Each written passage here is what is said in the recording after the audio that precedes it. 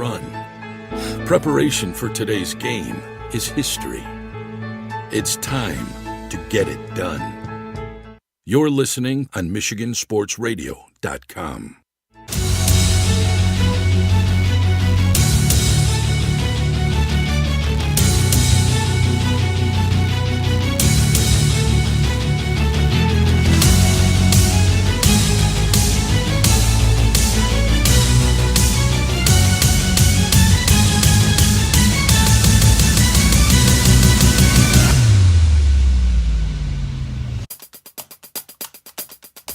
We highlight some special performances as many sports hit the postseason, and a huge event draws hundreds of female student athletes.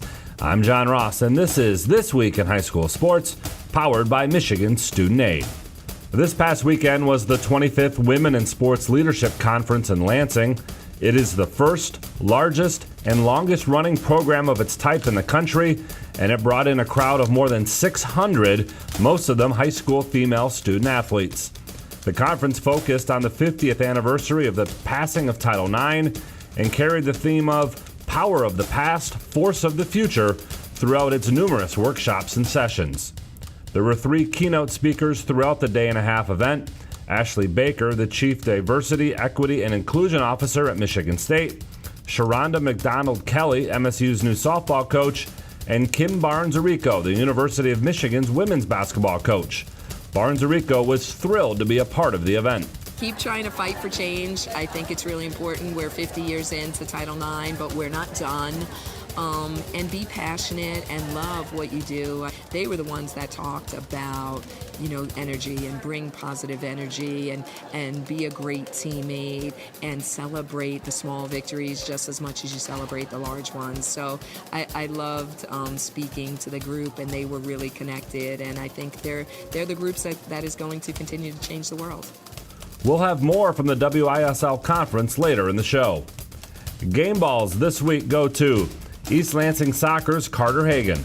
The junior scored the lone goal in a 1-0 win over Okemos, leading the Trojans to the CAAC Gold Cup final.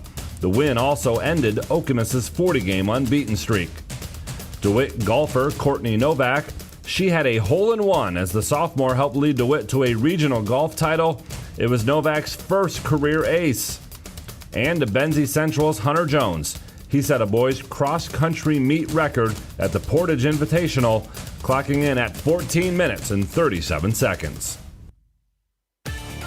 Need money for college? You need My Student Aid. My Student Aid is the go-to resource that helps Michigan families find money to pay for college. Plus, they'll guide you through the financial aid process and answer any questions you have. For grants, scholarships, and more, connect with My Student Aid, helping make college affordable for everyone. Learn more at michigan.gov/MIStudentAid.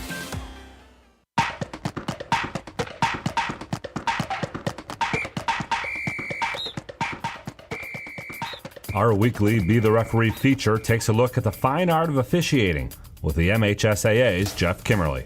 Team A has the ball on its own 3-yard line, facing a 4th and 10. Quarterback drops back into the end zone, and just before he's about to be sacked, he throws the ball away. Out comes the flag for intentional grounding, which would give the defense 2 points and force Team A to kick off. But the coach of the team on defense would rather decline the penalty and take over at the 3-yard line. Can he do that? Not exactly. While he can decline the penalty, the result of the play is the same, a safety for the defense. The penalty is accepted, the enforcement is from the end zone, resulting in a safety. Incomplete illegal passes end the play where the pass is made. So even if the penalty is declined, it's a safety because the play ended behind the goal line. Thanks, Jeff. Now more than ever, we need officials. If you are interested, go to the MHSAA website now to register. Continuing with our coverage of the 25th WISL Conference, recently retired Livonia Stevenson Athletic Director Lori Hyman was honored with the 2022 Women in Sports Leadership Award. Hyman was a college basketball coach for 17 years before becoming a high school AD for the last 27 years. The MHSAA's Kathy Vrjink-Westorp served as the chairperson for the WISL Conference. The Women in Sports Leadership presenters were outstanding and spoke about real topics and challenges that are relevant to current-day athletes. Comments were heard around the conference that students, Coaches and administrators found it very beneficial and enjoyed the opportunity to hear outstanding leaders in sport. It was chock full of great information, instrumental in promoting females in sports leadership. All in all, it was a great reflection of a conference for young women on this 50th anniversary of Title IX.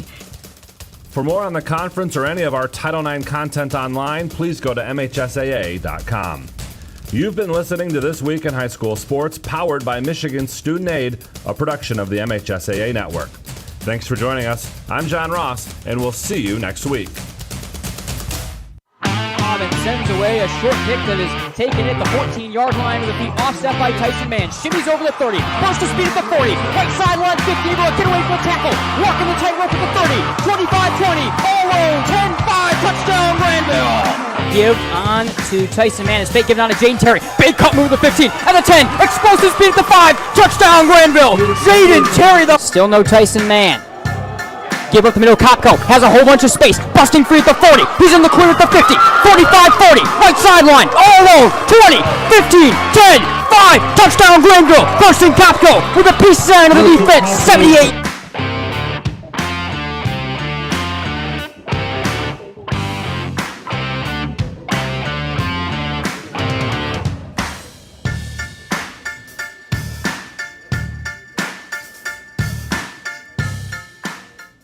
Welcome to game night. It is the final home game of the 2022 regular season for the Grandville Bulldogs, and it's senior night at Bulldog Stadium as Grandville is looking for a win streak. Along with Chandler Timmer, my name is Nate Dreyer, and welcome into Michigan Game Night on Michigan Sports Radio. You know, Chandler, it's an interesting matchup for Grandville coming off that win against Jenison, looking to get that win streak going and looking to get some momentum as they head off into this stretch run of the playoff stretch run of the year. But for Grand Haven, a young Bucs team that have had some issues throughout this year. They've had canceled that game against Rockford, just won once so far on the year. They're looking to make a mark. It's that sort of game. Momentum for both teams. Grand Haven looking for a statement of any kind. Grandville just needs to keep it going. They're looking at other games for playoff points, of course, but you have to take care of business yourself, and it's here on senior night they have a chance to do that. Yeah, both teams looking for some momentum, but on a bit of a different scale. When you're looking at the Bulldogs last week, able to get that win in a get-right game, looking to continue that. Another matchup here where they're looking to continue to get some players back out there, get some momentum going towards the playoffs, and as they roll into Week 9 and then further along the season for the Buccaneers, a little bit more of a larger scale momentum in terms of any team that's going through a rebuild like what the Grand Haven program is right now. You need that win to kind of flip things around and get you on the right track, and against a good team like Grandville here, an opportunity to do so and try to get things turned around as they look ahead to next season. We've got a ton to get to here in this Grandville Scott Bates Farmers Insurance Agency pregame show. We're going to step aside. We'll be right back on the other side of this. We'll be right back with Grandville defensive coordinator KJ Landis, who joined us on the Coach's Corner segment this week. Really, really great interview, so do not go anywhere. The sinister cries haunted Mary through the night. Dawn neared, and still the voice tormented her. She ran towards the safety of her car, flung open the door, and a coyote had somehow gotten locked inside. But the damaged interior was covered, thanks to Farmers Insurance. Coyote Carpool, August 1st, 2015. Talk to a farmer's agent. We know a thing or two because we've seen a thing or two. We are farmers. Bum, bum, bum, bum, bum, bum. Contact the Scott Bates Agency today, 616-531-3441. A proud supporter of MichiganGameNight.com. I'm Randy Hansen, president of Centennial Securities Company. Recently, I read this statement. When it comes to developing intimacy remotely, sometimes it's better to be heard and not seen. That got me thinking, and I discovered that since this pandemic began, voice-only calls have increased by 78%, and the length of these calls has also increased. Today, Zoom is touted as the savior of business, academia, and keeping families connected. But there is some evidence that video apps make us feel awkward and unfulfilled. There's even an app available that rates your background when you're on Zoom. Then there's the phone, which is basically a handheld texting machine, a social networking black hole. But mouth-to-ear communication is on the rise, and it is most welcome. Like I said earlier, sometimes it's better to be heard and not seen. At Centennial Securities, we love hearing from you, even if we can't always see you. If you're a Centennial client, you know what I mean. If not, isn't it about time? Centennial Securities Company, member SIPC and FINRA. And welcome back, everyone, to MGN and the Coach's Corner segment this week. Very, very excited to, for the first time this year, be joined by Grandville defensive coordinator KJ Landis. KJ, how are you, and thanks for your time. Hey, doing really well. Thanks for having me on. All right, and again, thanks for your time. We always love to get some of your insight because we're coming off a really interesting, great performance by you guys. A couple of tough games before it, but you're going against Jenison, both sides of the ball, especially in that first half, able to control things well. I think the defense just gives up one touchdown with all of the first team out there. Tell me a little bit about kind of the bounce back and big momentum builder it was for you guys getting a good performance in against Jenison. Yeah, it's always nice to, after a couple of performances where we didn't feel like we played our best, to get a little bit of your confidence back, get a little mojo back, so to speak, and really play well. We're starting to get some guys back healthy, too. We had some guys injured earlier in the year that are finally starting to come back and get in the swing of things, and I think that's helping us out quite a bit. But, it's always good to, towards the end of the year, start playing your best ball as we get closer and closer to playoff time. Yeah, absolutely. And we did this last year, and I think I want to give you the same sort of opportunity where you just kind of ran through the defense and took us through the different levels and all the guys that have had to step up throughout the year, and we can just kind of do the same thing. So if you want to start maybe kind of up front defensive line and then work our way backwards or back through the defense, just kind of highlight some of the guys that have really stepped up and helped lead the way for this defense all year. Yeah, the injuries early dictated a lot of things for us. So you look up front, guys like Mason McPherson and RJ McKnight, Jesse Villegas were guys that we really thought were going to have huge roles coming into the year, and all three of them injured early, forced some other guys, some young guys into the rotation, and I think it's really been a strong unit for us consistently through the year, especially stopping interior runs. So you look at a guy like Mike Medeiros, especially, who was up on varsity as a sophomore, primarily an offensive guy, has really stepped up into a big role there. Also, you look at Stephen Jackson, our other tackle, both those guys playing both ways, big physical interior defensive linemen who do a great job. Then you look at both of our guards on the offense actually rotating as well, one of them being a sophomore, and Brett Becker coming in, just a super fundamentally sound kid who does a great job both inside and outside. And then maybe our best defensive lineman of the year has been Landon Hunt. Super consistent, always in the right spot, does his job. And then we even get more guys as well in there with a sophomore like Carson Kubzak or Tyson Nesbitt, who is a senior but didn't play as a junior. There's a lot of depth there up front that we're really excited about. And a lot of those guys are coming back next year as well, which is super exciting for us. Yeah, absolutely. And moving into that linebacker group, it's obviously such a dynamic group in your defensive system. You call on them to do a lot of different things. There's some experience there. There's some youth there. A really interesting group in the middle of the defense as well. Yeah, injuries, again, dictated some stuff where a couple of guys like Jackson Zook and Jacob Sherry, both injured earlier in the year. Both of those guys started against Jenison and played out. But we were missing Aiden Dorn last week, who, our leading returning tackler. I think he's got 62 tackles in the first 7 games, playing great there. Aiden's a crazy versatility kid, and Jacob Sherry's got a lot of very similar qualities to him as well. Zook is a great tackler for us, does a really nice job there.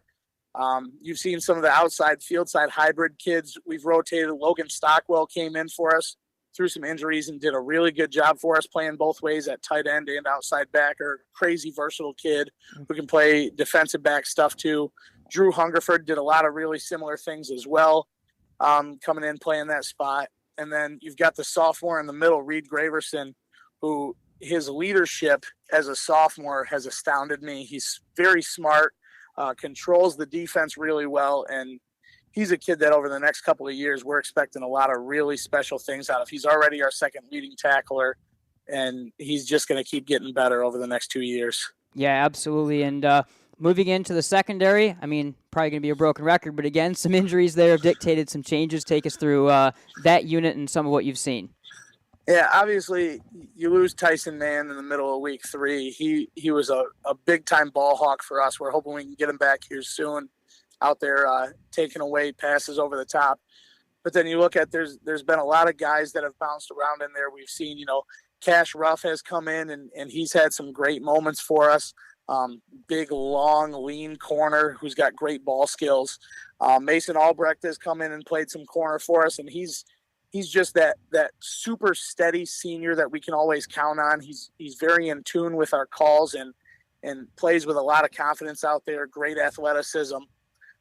Drew Hungerford, obviously, on the other side, we touched on him a little bit, but he's also done some things at corner for us and kind of being a great communicator that goes with the secondary. And then Avon Cott kind of stepped into the role that was Carson Smith's, but with Carson playing quarterback, we've kind of pushed away his defensive responsibilities quite so much. And Avon's done a great job. I think he's our third leading tackler right now, but he does a lot of the communicating and the coverage checks with the secondary. He's been great in coverage. He's been great coming downhill in the run game. And then another sophomore you talk about with Easton Sadinsky. Obviously, when Tyson went down, Easton took on a huge role, basically filling Tyson's roles on both sides of the field. And he's another kid that he's really versatile. He's really intelligent. He works his butt off, and he's going to have a great varsity career here over the next couple of seasons. Yeah, I totally agree.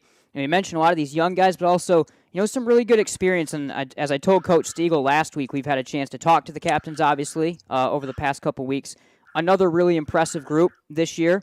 Just kind of talk about the leadership of the seniors, really the whole team, but just another really impressive group of great senior leaders and captains you guys have this year. The four captains that we have are, in my opinion, second to none in terms of the quality of character and leadership of any captain's group that I've ever seen or been around. These four guys are ultra reliable. They hold their teammates accountable. They are always the first ones in, last ones out that we can count on day in and day out. There's no question about any of them. I don't know that I can praise that group of four guys highly enough.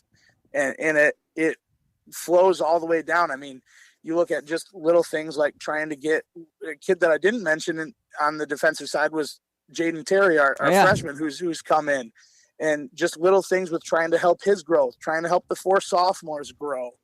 And we've had a lot of juniors in the rotation. There was a point where the only two returning starters we were playing on defense was Hungerford and Dorn, and they were leading us nonstop. Dorn last week out with an injury.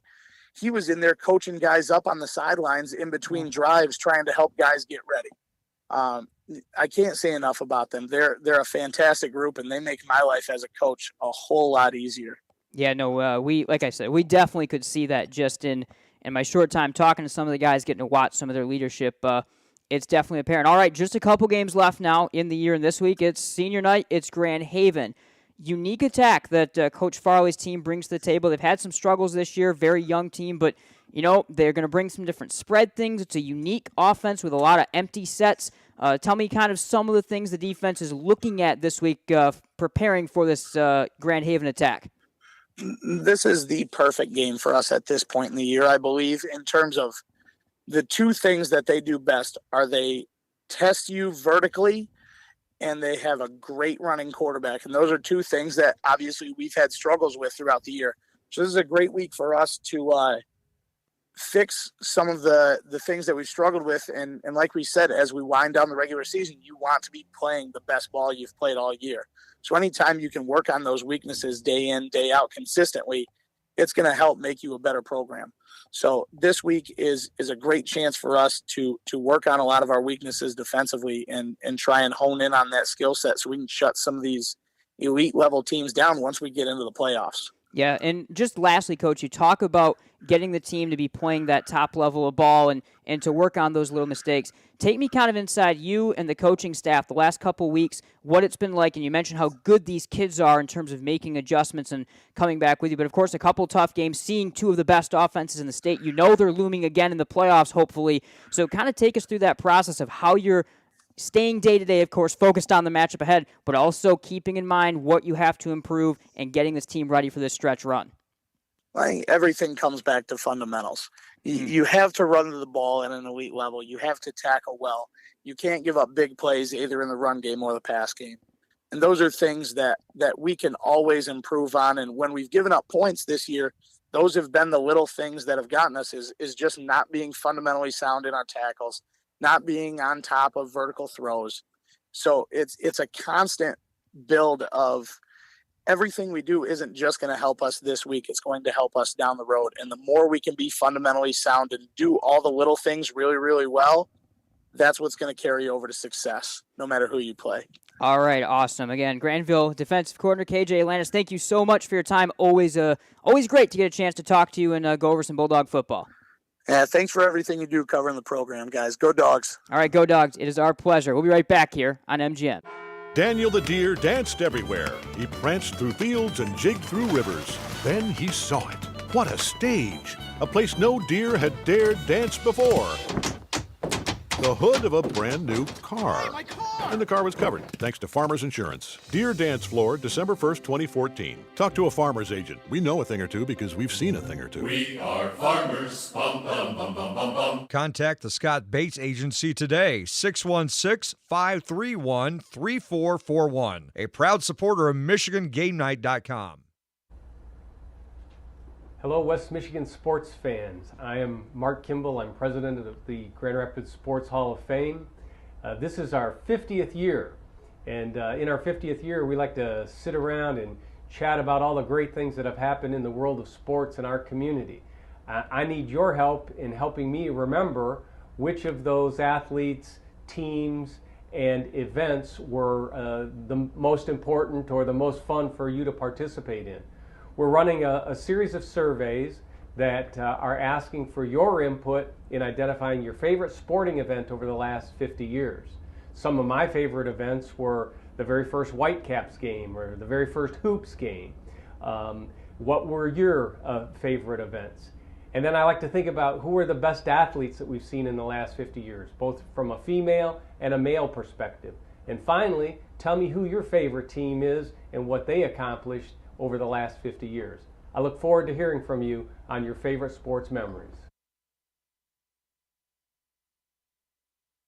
Located just 20 minutes from Grand Rapids and Kent City, the Falls at Barber Creek is one of Michigan's premier golfing destinations. The beautifully designed 18-hole public golf course welcomes golfers of all ages and skill levels. Its challenging track with dramatic elevation changes through breathtaking scenery, including a 40-foot waterfall, makes it a place you're definitely going to want to play. Check out the course with a drone flyover and reserve your tee times at thefallsatbc.com.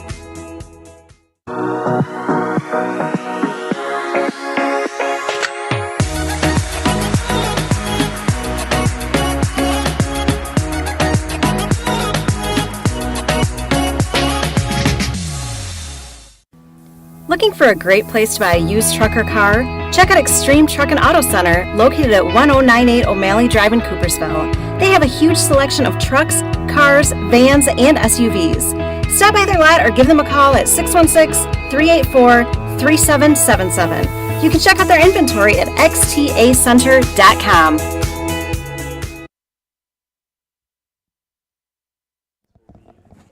And welcome back. Nate Dreyer, Chandler Tim with you. This is the Scott Bates Farmers Insurance Agency pregame show, and we are just about through it. Thanks, of course, to KJ Landis for joining us this week. Granville and Grand Haven, a lot to get to in this one for certain, CT, and a lot of big storylines in this one. Tell us a little bit about Grand Haven. Quickly, we've got the national anthem coming up, but it's a team, spread offense, sophomore quarterback. They can do some things that can bug Granville, like what Coach Landis mentioned. Yeah, exactly. A pretty young team on the whole. As you mentioned, a young quarterback there who's got a lot of potential. A lot of people around the Grand Haven program excited about what he can be. Looking for him to try to make some big plays and lead the Buccaneers here to an upset victory. Absolutely. All right, national anthem on deck. We're going to step aside, be right back here from Granville. Somebody once said life moves pretty fast. And that's exactly how we like it. Want to build something? Great. Start businesses, build bridges, raise a whole city. Future in fighting crime? Want to save lives? Do it all here. But you've got to go forward fast. Because today is now, and tomorrow is soon. And to get ahead of the game, you got to get ahead of your time. This is your future, so take it and move all of us forward. Are you looking for a new career? Aetna Supply is hiring. Aetna Supply is Michigan's #1 plumber wholesaler, servicing local customers for over 50 years. They offer great benefits, a 401k with company match, quarterly bonuses, and no Sundays. Once again, check them out at aetnasupply.com/careers or click on their logo on the Michigan Sports Radio homepage.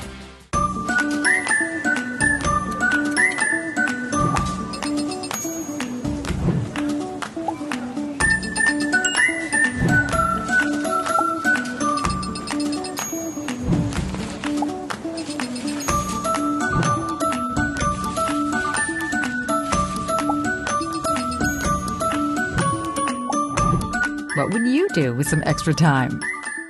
Shop Fastlane today. To everyone who loves great food, let us make you a meal the Wisconsin way. We cook each butter burger to order for you and the people you love, so it's the best part of your day. The best. The best. And every creamy scoop of fresh frozen custard, pure happiness. Pure happiness. Pure happiness. Because where Culver's comes from. And the heart of America's Dairyland. Our love. Our love for fresh food is as strong as our love for all of you. From Wisconsin with love. Welcome to Delicious. Yeah.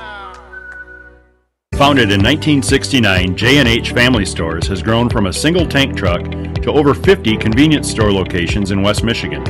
Our locations offer a variety of fuel options ranging from Exxon, Mobil, Marathon, and Citgo. At many of our stores, you'll also be pleased to find a Tim Hortons or Subway. Find the location near you by visiting myjhfamilystores.com. There's one in your neighborhood. The sinister cries haunted Mary through the night. Dawn neared, and still the voice tormented her. She ran towards the safety of her car, flung open the door, and a coyote had somehow gotten locked inside. But the damaged interior was covered, thanks to Farmers Insurance. Coyote Carpool, August 1st, 2015. Talk to a farmer's agent. We know a thing or two because we've seen a thing or two. We are farmers. Bum, bum, bum, bum, bum, bum. Contact the Scott Bates Agency today, 616-531-3441. A proud supporter of MichiganGameNight.com. And welcome back. Nate Dreyer, Chandler Timmer with you here on Game Night on Michigan Sports Radio. Grandville, Grand Haven, it is senior night for the Bulldogs. And CT, we are through the national anthem, potentially one final time this year here at Grandville, and ready to rock and roll with this one here tonight. And like we mentioned, Chandler, a couple unique different things that Grand Haven may bring to the table in terms of their offensive system. Defensive system, pretty traditional kind of four-man front they're going to run, but such a young team. They, of course, had that game that they canceled against Rockford. They're young. They can do some things that can bug Grandville. It's going to have to be a game still of execution for the Bulldogs. This is definitely a look-ahead type moment for them. You have East Kentwood, of course, a big game, but it's all about winning to keep those playoff points up to be able to stay in position to be a 2 seed when the playoffs do turn around for the Bulldogs, and tonight is going to be a big test in that. Yeah, exactly. I think this Grand Haven team, very young. They've had their share of struggles throughout the course of the season, but have at times showed some of their potential as a young team, and you never really know what they could bring to the field on any given night. They ran with Caledonia for a little bit last week, and ultimately losing that game pretty handily, but able to at least put some quarters together and play some good football. So a team that's playing a little bit better as they come down the stretch, trying to put together a full game here against the Bulldogs. So the Grandville can't overlook this one too much, even though they've got their eyes a few weeks down the season. All right, Bulldogs will receive to open this game in their home maroon uniforms, maroon helmets and white pants. Traveling white uniforms for Grand Haven. Helmets and pants are each in gold. Numbers are blue for the Bulldogs. Avon Cott is back to receive this kick. One bit of news tonight. Tyson Mann on senior night is dressed for the Bulldogs, and we'll probably see him on defense a little bit. We'll see where else we maybe see him, but such terrific news to see the Grandville Senior back and starting to ramp it up a little bit. Xzavier Rodriguez, the sophomore, is the one that's putting this one on the tee. Bryant Taylor will also be their freshman kicker throughout the night, but it's Rodriguez, their quarterback and safety that also will be having on the tee ready to send this one away. Cott backs inside his own 10-yard line, and we are just about ready to go. Senior night, as said, based on the way the cards fall, maybe the final game this year at Bulldogs Stadium. Right to left across your radio dial. Rodriguez will send away. Thanks wherever you may be tuned in, through Michigan Sports Radio, through Michigan Game Night's YouTube, Twitter, or Facebook, and all of you also that are tuned in through the Grandville Athletics YouTube page in the video feed there. Rodriguez, right leg through the ball. Low bouncing kick that hit straight in the turf at the 40-yard line, was taken by one of the Bulldog up men past the 30, breaking a tackle over the 40-yard line and spinning on ahead to the 42. On the return for the Bulldogs is Jackson Sanchez. So Sanchez able to get that return for the Bulldogs and get good field position for Carson Smith in this explosive Bulldogs offense for head coach Eric Stiegel. Lakeshore Sewing features West Michigan's largest selection of all things related to sewing, from new machines and machine repair to supplies. Even classes to take your sewing game to the next level. Make sure you visit lakeshoresewing.com and mention to Brian Collins that you heard about Lakeshore Sewing while listening to Michigan Sports Radio. Bulldogs start at their own 43-yard line. 5 down front for Grand Haven. They show a bit of pressure for head coach Mike Farley. And now back to the sideline. The new call goes Carson Smith. He'll step back under to tight end T. Turning to give to the freshman, Jayden Terry. Cuts by man at the 40, the 50-yard line. Angles outside the numbers at the 40 and walks out of bounds at the 32-yard line. Got a little bit of a push from behind as he did so, but he'll move the chains on a good first carry of the game for Jayden Terry right there. 11:45 to go in the first. Terry able to bounce it off the right tackle. The corner from that side crashing in. Was the only one there to potentially stop him. Able to give him a shake and outrun him to the sideline, and a big play for the Bulldogs in their first play from scrimmage. Mark is the Grand Haven 35-yard line. 2 tight end T for the Bulldogs. Sadinsky, Kopko, and Jayden Terry. 5 down front for Grand Haven. Fake handoff, then a give to Sadinsky, who ran into his own left guard and falls over the 35 to the 33-yard line into the pile. 11:20 and less to go is Sadinsky, who had 4 touchdowns last week. The Bulldogs sophomore. We've talked about his importance without Tyson Mann and now even with Tyson Mann, Chandler, and definitely starting to see that come to the forefront last week as he had his best performance, period, all around. Had a fumble recovery to go along with the 4 TDs. Yeah, so impressive as he's grown in his role as now Tyson Mann looking like he's closer to being healthy, not out there on offense. Sadinsky been able to carry the load for him in his absence. 2nd and 8 from the 33. Smith, turn, give, stretch play, right side. Terry cuts it up to the 30, 25-20, right sideline 15, 10-yard line, and he's shoestring tackled and wrapped out of bounds at the 6-yard line by Logan Minier, who had the first tackle also earlier. But Jayden Terry running free early up to the 8-yard line. It's 1st and goal for the Bulldogs. 10:45 to go in the first quarter. Jayden Tank, as he of course is called, is on his way, I believe, visiting Eastern and Ferris, I think, are his 2 visits this weekend. He's been all over the state already, visiting the D1 schools and more across this country. Again, just a freshman. The mark is going to be the 5-yard line, actually, for the Bulldogs. 1st and goal from the 5. Give to Terry, right guard. Cuts it up, piling his way down towards the goal line, but an extra member of the defensive back core for Grand Haven joins a 3-man tackling pile and shuts him down. The mark is going to be the 2-yard line. It's 2nd and goal as we tick under 10:20 to go. Been pretty easy for Grandville so far, Chandler. It's mostly because of 28 Maroon. Yeah, he's done a great job. He's got some great blocking from that right side of the offensive line. That last run of 28 yards, a wide open hole for him to run through and just used his burst. That time got through the line of scrimmage, just stood up a little bit short of the goal line. Defense crowds in. 2nd and goal from the 2. Carson Smith, turn, give. Terry up the gut, bowling over the first man, falling towards the end zone. They'll mark him short at the inch line. He doesn't quite get in, falling forward, and a good stop right in the middle of the defense. Pretty big inside, or good size inside of this Grand Haven defense. Braden Rademacher, Eli Ziska, Gus Abraham, Braden Vandenberg all on the front line. Good linebacking core, solid linebacking core as well. They've gotten, of course, burned throughout the year, but they've got some pieces for a very young team for Mike Farley. So 3rd and goal now from inside the 1-yard line. The Bulldogs look to do it again. Under center goes Carson Smith. Defense crowding way in. Give. Terry jumps into the end zone. Touchdown Grandville. They gave the freshman all 3 chances, and he buries his way into the end zone for the 9th time this year. 9:21 to go first quarter. 6-0 Dogs. Bulldogs making an effort to get Terry in the end zone there. He had 50 rushing yards on his first 2 carries, got him down inside the 5-yard line, stood up on the first 2 tries, but they went right back to it, giving him a 3rd chance, that time able to punch it in. Grandville, as you know, will go for 2 right here. Jackson, Hunt, Bugard, Becker, Medeowis across the offensive front will get into position. Snap to Smith, give Terry, stretch play, right side at the 5, breaking outside the numbers at the 3, and he'll angle his way into the corner of the end zone. He'll get the 2-point conversion as well. So, what do they call it? The octopus for Terry as he gets all 8 there for the Bulldogs. It's 8-0 Grandville with 9:21 to go in the first quarter.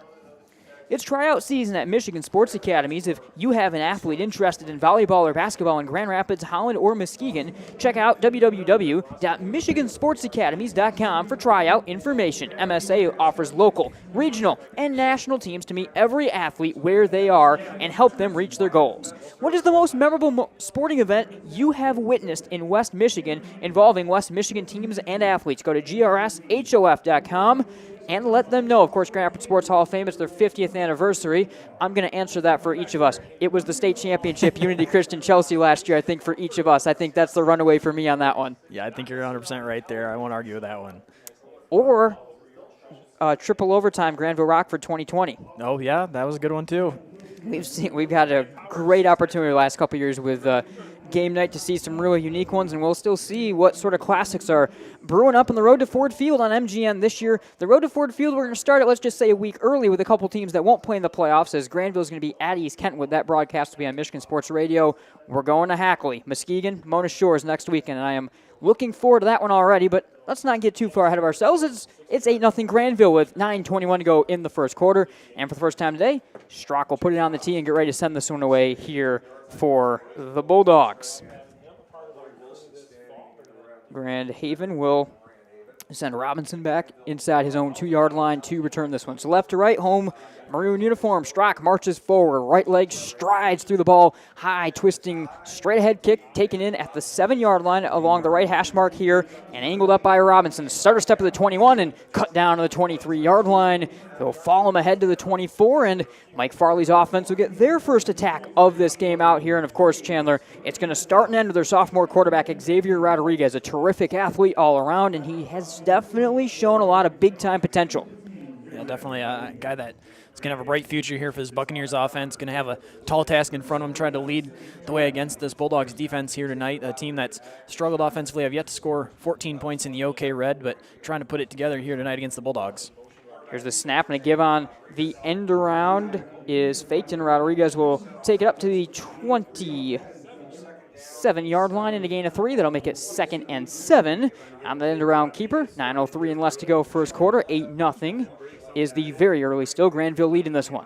Yeah, much like last week, this Buccaneers offense going to be under a lot of pressure. The Bulldogs go down and score right away in an offense that's been struggling. Now the pressure's put on them. Last week we saw the Wildcats turn it over right away. Snap to Rodriguez. He'll roll left across his body, dump it over the flat, caught by Lance Poole at the 35, angles over the 40, past the 45, and dives all the way into the Grandville secondary to right midfield, 50-yard line. That moves the chains, and a good start here for this Grand Haven offense as they find the senior Poole in some space, and they're able to get to work with that early. 8:35 and less to go first quarter. Grand Haven right to the 50-yard line for Coach Farley here.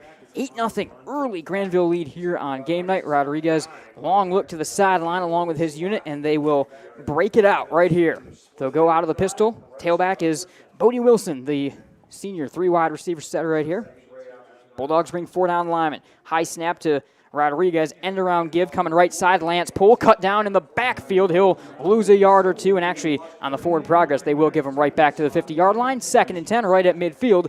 8:05 and less to go. Clock running on down in the first quarter. Coach Landis' defense running on and off the field right now as they change up their unit a little bit for this second down play that's coming up. Coach Farley has been changing his unit some as well, and it's a unit that we talk about, or we expected to see quite a bit, and I think we still will. A lot of empty backfield sets, but they've been starting with the use of the tailback. They'll go away from it right here. They'll go 2 blockers off to the right side, 1 tight end, 1 wing back, 3 wide receiver set to the left, straight run up the right side. Rodriguez takes a huge hit at the 46-yard line. I think that's Cash Ruff that came in and lit him up. It'll be 3rd down and medium, 3rd and 6 to the 46-yard line as Rodriguez got lit up on the angle run right.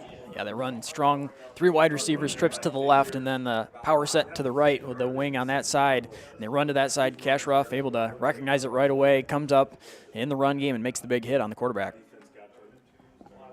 Long look to the sideline as the clock ticks under 7:07 to go first quarter, and Rodriguez will walk out the unit right here from the right hash mark at the 46-yard line. Rodriguez from the pistol, wing back off the right side. They'll move the wing back and motion the tailback to his left hip. In motion right to left comes Poole. Fake handoff. Rodriguez fires right side. It's caught 35-yard line and angling out of bounds to the 31-yard line is the sophomore William Kerenstra, who makes the grab, moves the chain. Some blown coverage right there. I think that was Cash Ruff in coverage. Looks like he kind of misread the quick move, and a wide open grab is made by Kerenstra to move the chains up to the Bulldog 31. Yeah, the Bulldogs brought some pressure that time, trying to get into the backfield, left some one-on-one coverage on that side. The one receiver, Kerenstra, able to run a route, lose Ruff as he got just past the chains, and then an easy pitch and catch. So Grand Haven moving the ball well early. They moved the ball pretty well against Caledonia last week. Put up a couple touchdowns against them. It was a near tie game, 2-point game at points in that second quarter of play. They go back to the 3-receiver set from the short shotgun formation. Rodriguez, fake handoff. He'll keep it up the gut over the 30, piles down to the 32. The ball's loose on the ground. The Bulldogs fighting for it. It looks like Rodriguez was able to hang back onto it. He did, so it's a gain of a couple yards up inside the 30, the 28-yard line. It stays Grand Haven football. Kind of a awkward way that ball came out at the end of the play right there, Chandler, but they're able to hang on to it, and it'll be second down as Grand Haven will work a little bit quicker right here. 2nd and 7 up to the Grandville 28-yard line. 5:50 to go, first quarter, and an 8-0 Grandville lead. Wilson motions to the left hip of Rodriguez. Fake handoff, drop to pass, fires right side, caught 19-yard line, and falling back to the 21 is Carenstra. That will be not quite enough to, it will be just enough to move the chains on the mark. And once again, up to the 21-yard line, just outside the red zone. Grand Haven keeps this drive going, and it's the sophomore Carenstra, who he was up last year as a freshman on the basketball team, terrific athlete. He's going to be their number one target all night long. We've seen that so far, CT. Yeah, the second time they've been able to get a completion that way, pretty much the exact same route he ran for the first down a couple plays ago. A comeback route just past the first down, right at the first down line there. Cold already getting dark night here at Grandville. Short shotgun, high snap to Rodriguez, fakes an end around give. He'll hang on to it, gets away from the tackle of Reed Graverson at the 25, angles outside the at the 20. At the 15, 10-yard line, he gets cut out of bounds to the 6. He'll move the chains, first and goal, Grand Haven. Just making the tackle at the end to save the touchdown right there was Jackson Zook, but it is first and goal for the Buccaneers as Rodriguez was cut down, it seemed, in the backfield by Reed Graverson. He reversed away from the Bulldogs sophomore, and the Buccaneers sophomore gets his team first and goal. So a good start for Grand Haven, as they've got a chance to put points on the board and match the Bulldogs. A fantastic job by Rodriguez, able to spin out of the tackle there.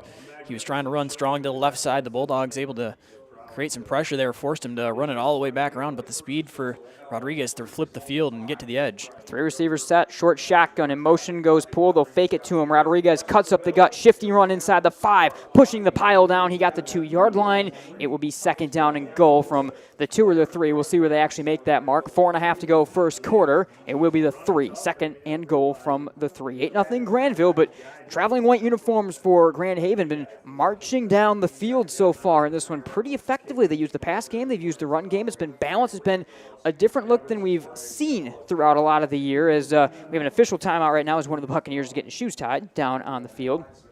They'll run the clock one more time, but you know, we expected maybe some empty backfield, some more spread sets. They've been going to that 3 wide receiver pistol, and it's been effective so far as Rodriguez will march him back out to work. I'm calling it a short shotgun because they've been motioning the tailback to the hip. They do that one more time here with Wilson. 3 receivers set. Right to left in motion, goes Poole. They'll give it to him on the end around. Big space, cuts it up, touchdown Grand Haven. Lance Poole on the end around, or on the left side, cuts it up into the end zone, and Grand Haven on the board. 8-6 with 3:55 to go in the first. A really good start from the Buccaneers to put points on the board and try to keep pace right here as well. It looks like they will, though, bring out the freshman Bryant Taylor to try to add the extra point. 3:55 to go in the first. The Buccaneers have been running it a lot with Rodriguez from the power shotgun there, the pistol as you called it, and trying to get the Bulldogs cheating in on that. They run that around with Poole, and he's able to get in the end zone. High snap, sell down. Taylor, right leg through the ball. High, twisting, angling kick will find its way through the left, upright and good. And Grand Haven adds the extra point. 8-7 Granville with 3:55 to go in the first. The Family Fare Tailgate Special Week this week is the same as last week. It's all natural boneless chicken breast, and it's only $2.48 a pound. So check out all the specials at shopfamilyfare.com. All right, CT, we'll stay with you here through that. Of course, thanks to the Grandville Scott Bates Farmers Insurance Agency and Centennial Secures, our 2 presenting sponsors with Game Night, flashing across your main screen on all the MGN feeds, whether that be through Michigan Sports Radio or through the Michigan Game Night social media, as well as YouTube feeds tonight. And as I said at the start, thanks to everyone tuned in through the Grandville Athletics YouTube page on this senior night for the Bulldogs. 8-7. Good start for the Buccaneers in this one offensively. They just marched right down the field on this Grandville defense that's, you know, I guess Coach Landis kind of said it. They do some of the things that have made us struggle throughout the year, and they're able to march right down there. Quickly, Rodriguez out will go another squib pooch kick that takes an awkward bounce over the 30-yard line on a leap, secured by Drew Hungerford at the 21. He'll run it over the 25 and falls ahead to the 27, 28-yard line. And here comes Carson Smith and company. Well, they had no trouble moving the ball last time still, Chandler, and it was the Jayden Terry show for his 9th touchdown of the year on that last drive. Yeah, both offenses coming out and having success here for the Bulldogs. As you said, Terry, 5 carries for 55 yards, got in the end zone. Finally able to punch it in, got a couple chances from 1 or 2 yards out. The Bulldogs offense continuing to roll. Grand Haven again brings a 5 down front against the Bulldog 2 tight end T. From their own 29-yard line is the mark. Give to Sadinsky over left guard and got cut down at the line of scrimmage. He'll fall forward for a couple. He'll get the 32-yard line in a gain of 3. It's 2nd and 7 as we tick under 3:37 to go. Very fast-moving first quarter in this one. Carson Smith, number 2 in maroon, gets the call in from Coach Stiegel and will relay that message to the rest of his unit right here past that 30-yard line. They'll break it out at the 32. 2 tight end T comes back out for the Bulldogs. Kopko in the middle of Terry, and the flanking running back is Sadinsky. Grand Haven shows some pressure. Fake handoff. Bootleg right to pass. Thrown right side. Caught LaCroix. All alone at the 45-40. Right sideline at the 30. 25-20. Got a block at the 15. 10-5. Touchdown Grandville. To the end zone. Braden LaCroix. And the Bulldogs on the board again. First time they've gone to the passing game here today, and it goes for a long touchdown. The Buccaneers defense was shifting up their front, trying to confuse the Bulldogs offense. They bring a couple extra guys down near the line of scrimmage, and Bulldogs a play ahead of it, able to recognize that was coming, get LaCroix out behind the defense, and Carson Smith able to float it over the top. TD number 4 on the year for LaCroix, and that one is 68 yards, and the 6th passing touchdown of the year for Carson Smith. It's been the most dynamic of the Bulldogs' connections. They lead at 14-7, and they will go for 2.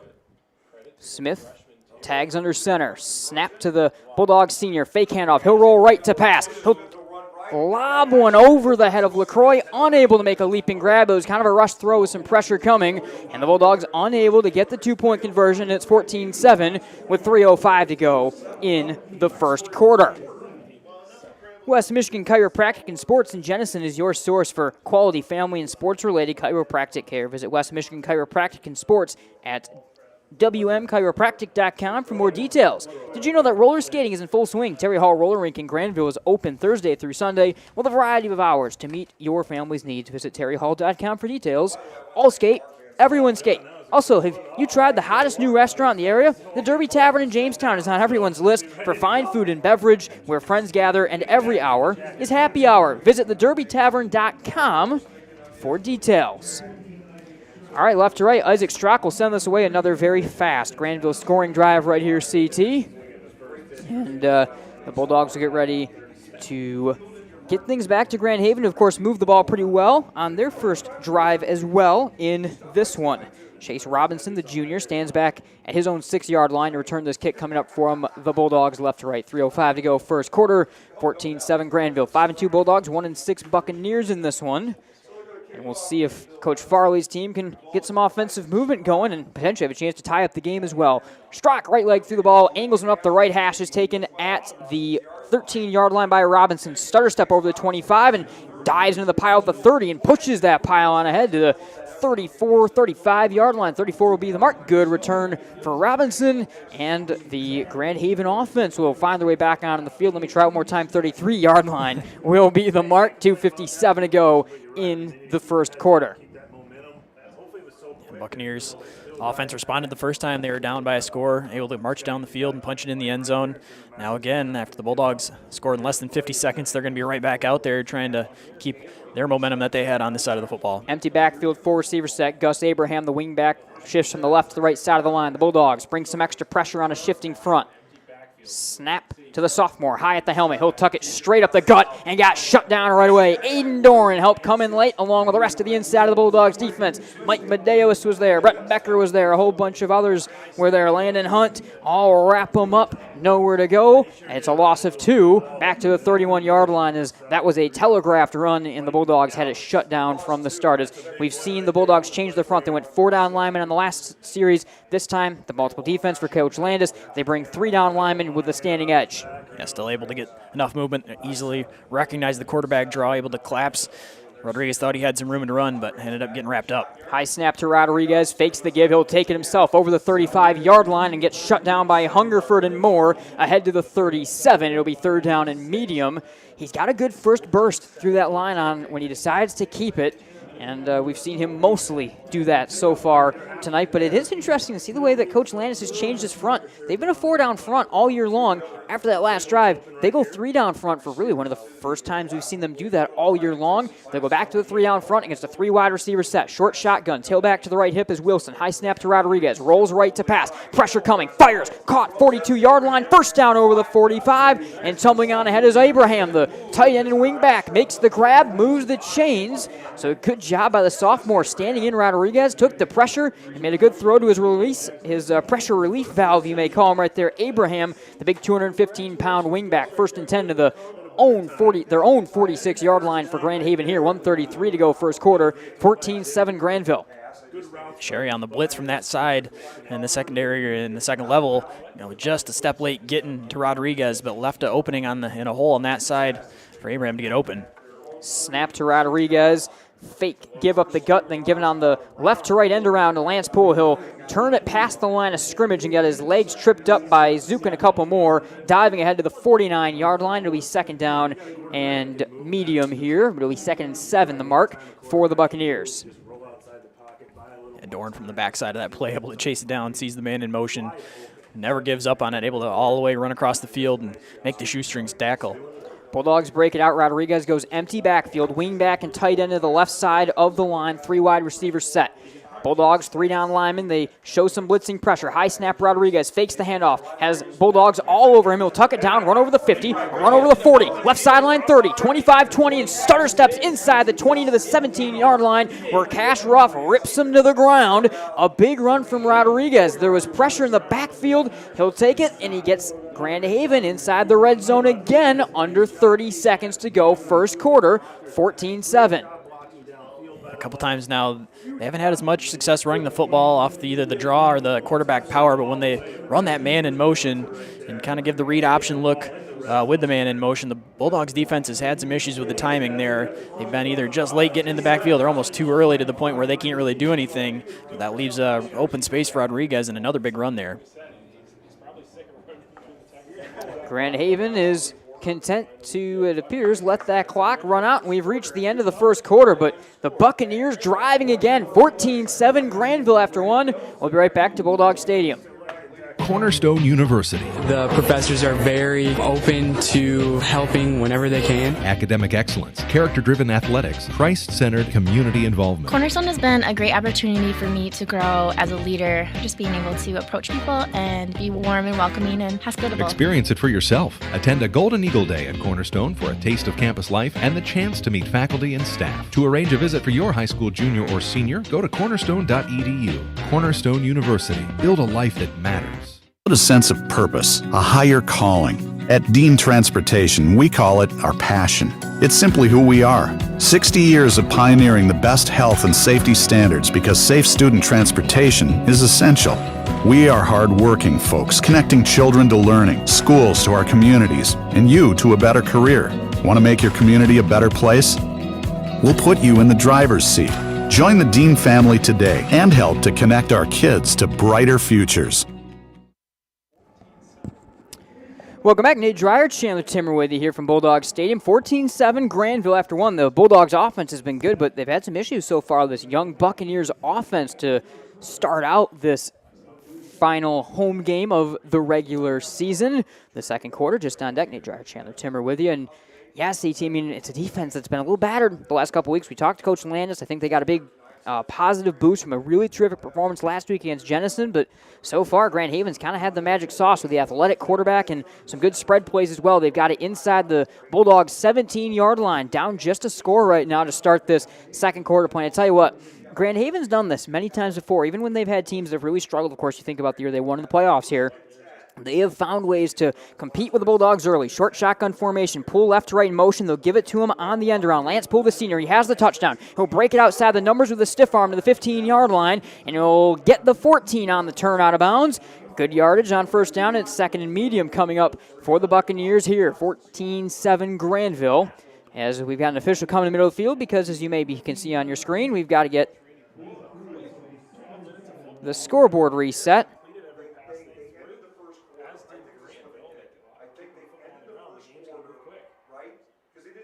So here's what happened. So, sorry, we were trying to figure out exactly what had happened right there. So there was some confusion because there were still a couple seconds left on that scoreboard, Chandler, at the end of things. And now both teams are changing sides because they didn't change sides. So I don't know if that was still technically a first quarter play that they just ran, and now we're going to the second quarter. There was still 3 seconds left on that clock. I don't fully understand what happened right there, but they are switching ends of the field now. They didn't do that initially. Now they're going to switch sides of the field before Grand Haven gets the offense going once again after that gain of 3 in a second and 7 that's coming up. I feel like for some reason there were still 3 seconds left on the clock. That's what they just ran right there. Now we're switching sides, and now it's the second quarter. Yeah, it looked like what we originally thought was the end of the first quarter was just a timeout there and a stop and play. Came back for that one last play now. Officially the start of the second quarter about to happen here. All right, yeah, now it is the start of the second quarter. Grand Haven will be at the Bulldog 14-yard line. 12 minutes go up on the board officially, and Xzavier Rodriguez will get ready to run this offense. Bulldogs bring 3 down front against 3 wide receivers from the pistol. The tailback motions to the right hip. That's Wilson.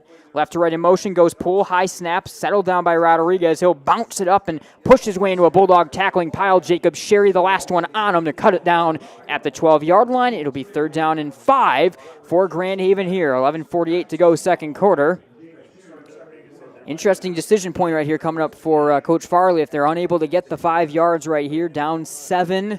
Freshman kicker Bryant Taylor, don't quite know what his leg is, but they're trying to keep pressure on early right now on this one, and they'll go to work from the pistol. 3rd and 5 from the Grandville 12. Bulldogs lead it by a score early, second quarter. Snap high to the sophomore, give left to right to left, end around Wilson, cuts it up over the 10, lowers the head into a pile, pushes the pile past the first down marker. He's got the 6. That'll move the chains. I've been very impressed by Lance Poole when he's carried the ball in the early part of this game for Grand Haven. He has the touchdown right there on the end around. He'll push it in for a 1st and goal. Early on, 5 carries for 15 yards for Poole, but more of the tough yardage guy in this offense. They're a 3rd and medium. They give him a chance with the football and able to cut it up over the left tackle there and push forward for the 1st down. 1st and goal from the 6-yard line. 11:05 and less to go second quarter. Empty backfield, 4 wide receivers set.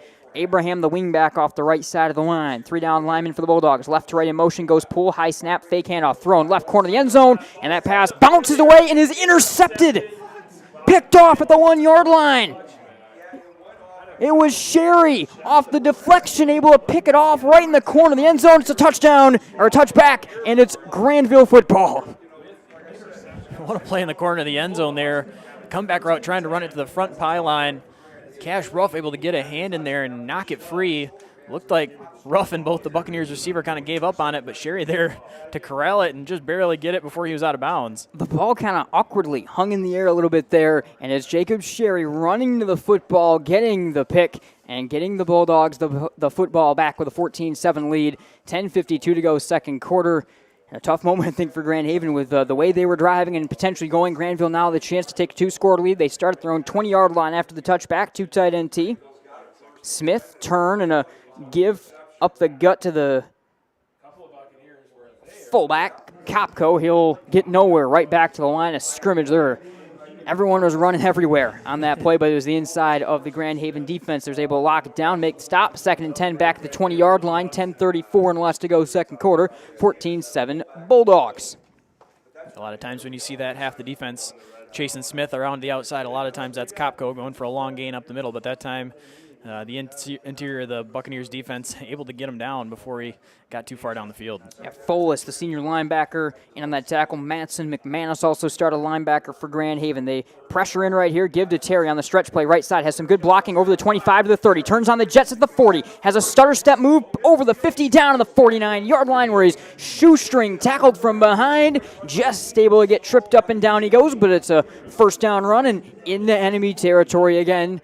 Jayden Tank Terry able to get the carry going on right there. I think I'm just going to call him Tank from now on, by the way. I know it's I actually talked a little bit with Cam Terry, his brother, this week. We were kind of going back trying to get some highlights because I think he wanted to show Jayden a little bit of who might still have been boss. I think he with some of what he did. But, yeah, he goes by Tank for a lot of people and runs like it a lot of the time as well. 1st and goal, or 1st and 10 from the 49-yard line. Give for the Bulldogs. Pushing his way on ahead is Kopko on the trap play over the 40 down to the 39-yard line. Sorry, that's Sadinsky over the 40-yard line to the 39, and that's a 1st down again for the Bulldogs as they move the chains. 9:40 and less to go second quarter, 14-7.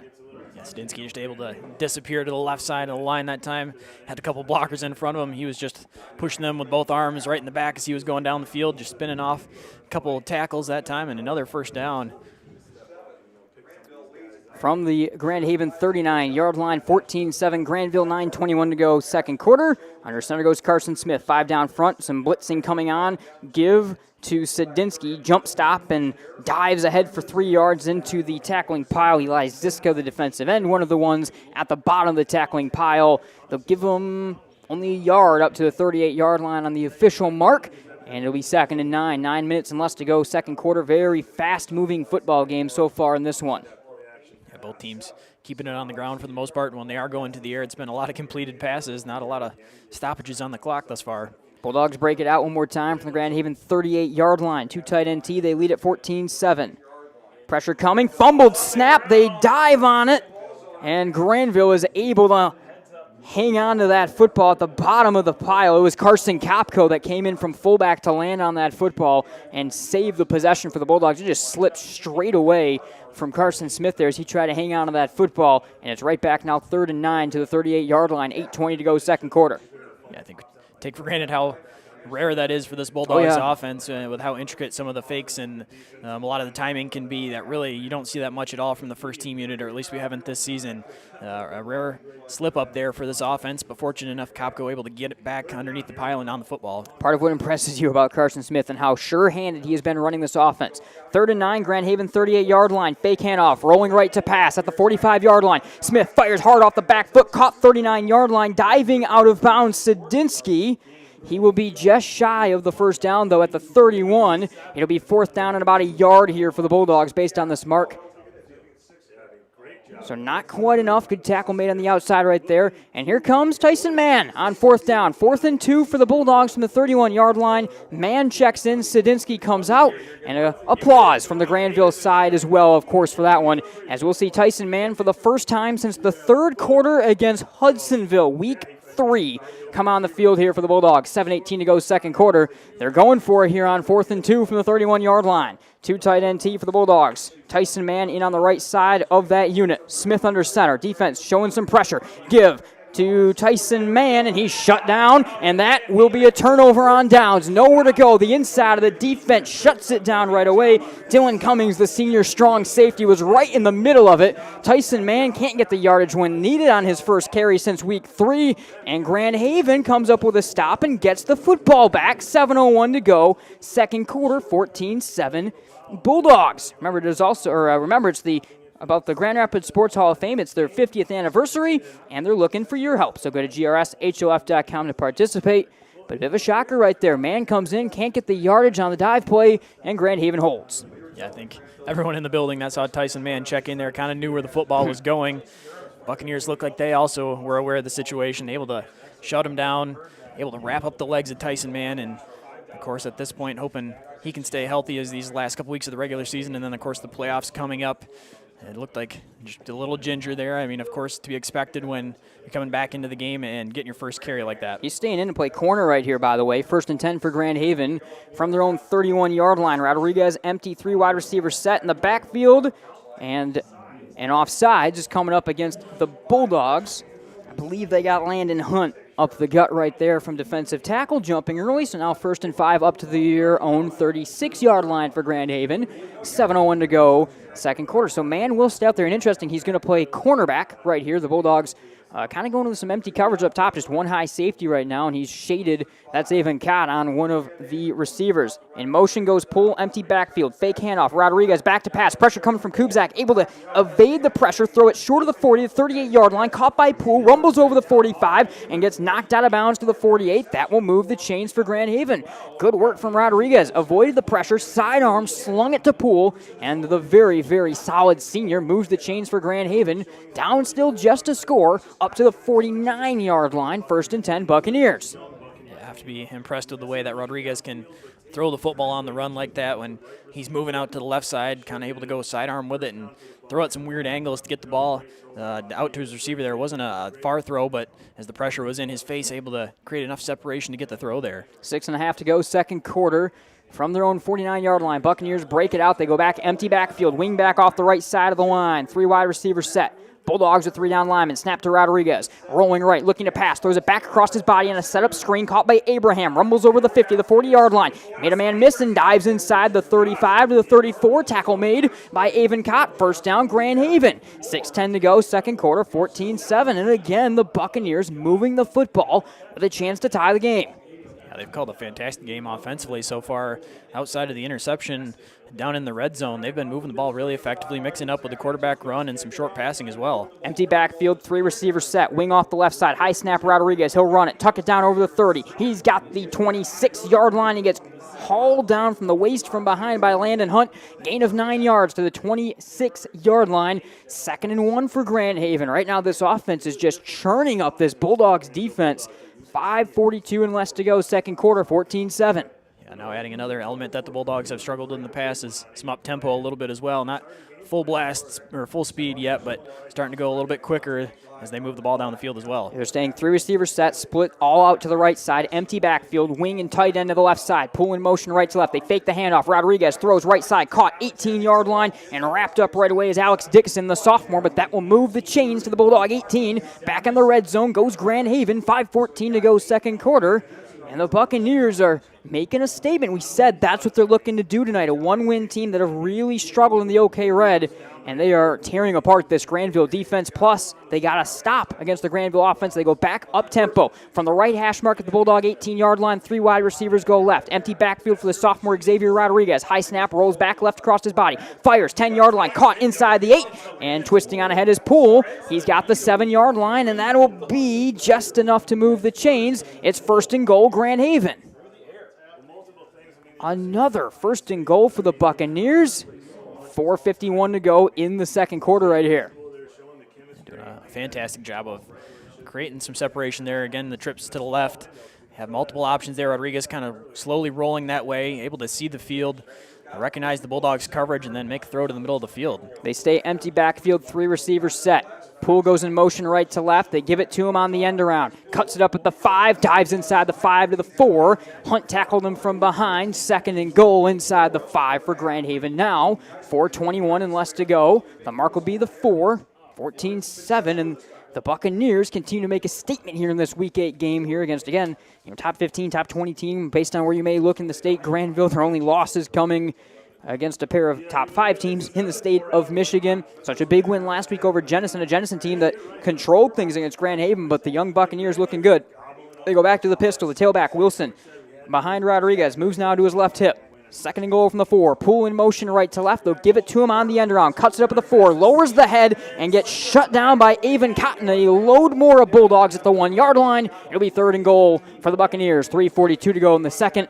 14-7, and the Grandville defense for defensive coordinator KJ Landis looking for a hold and looking for a statement of their own right here as they try to make another bend but don't break stop inside their own 10-yard line.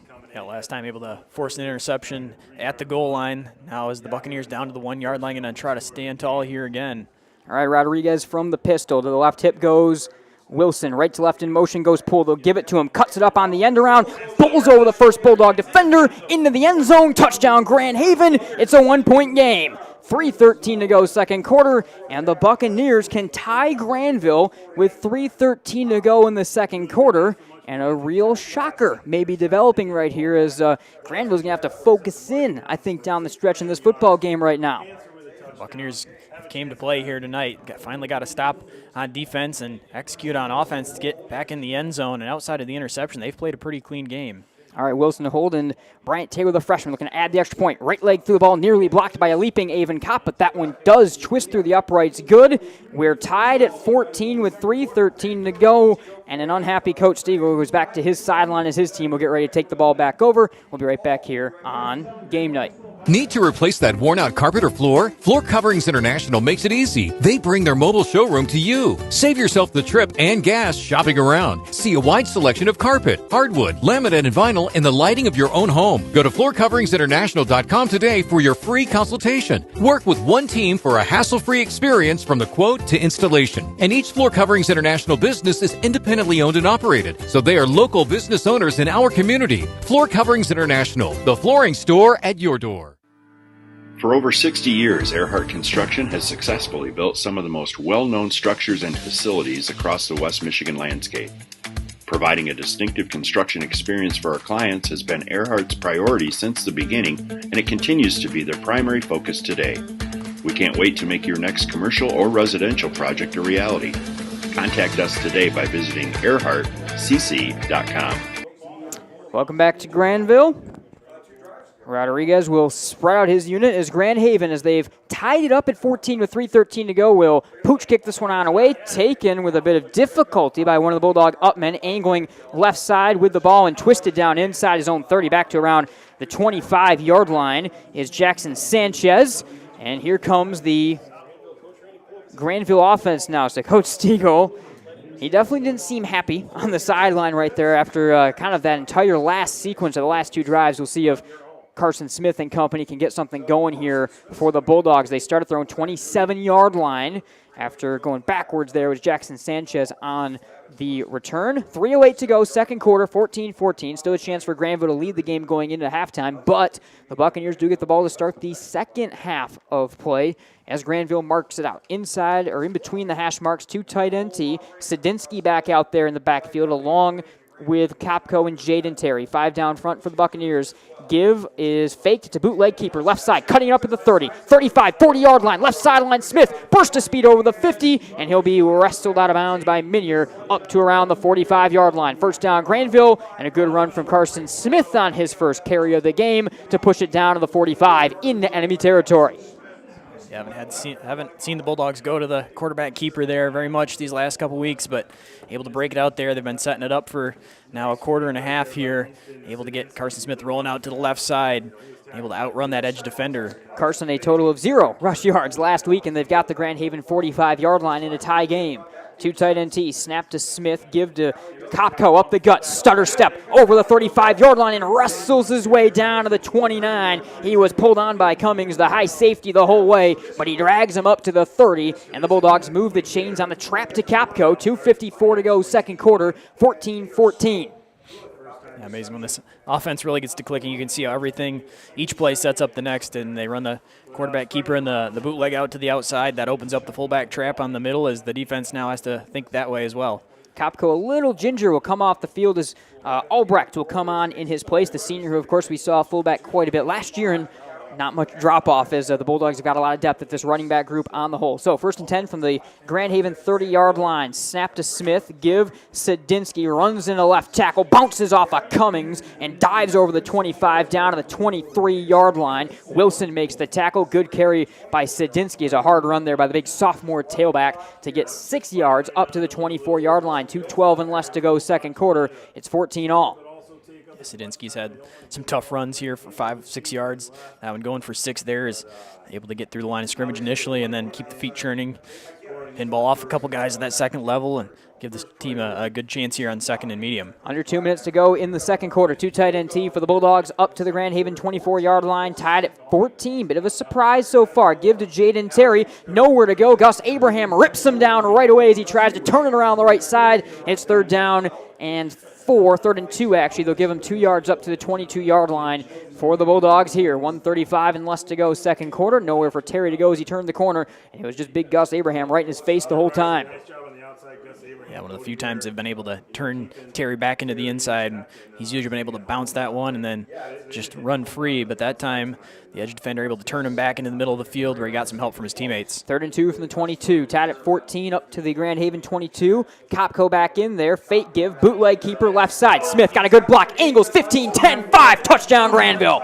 Great block in front of him into the open field. And Carson Smith rumbles into the end zone. That's TD number 5 on the ground for Smith during this year. And Grandville takes the lead back 20-14 with 1:05 in the second. Huge response from the Bulldogs offense after the Buccaneers able to tie it up, march right down the field. Carson Smith using his legs on that drive, 50 rushing yards, 22 there on that touchdown run. 2 TDs now in total for Smith in this one through the air to LaCroix, and then that one, the senior kind of has just taken the reins and led the way in a tight game. The Bulldogs will go for 2. Right now, the 6-point lead. They'll stride under center. Snap to Carson. Give is fake. Bootleg left to throw. Wide open left corner of the end zone. Lobbed into Jayden Terry. Tank hangs onto it. It's 22-14 Grandville. 1:05 in the second. We'll be right back.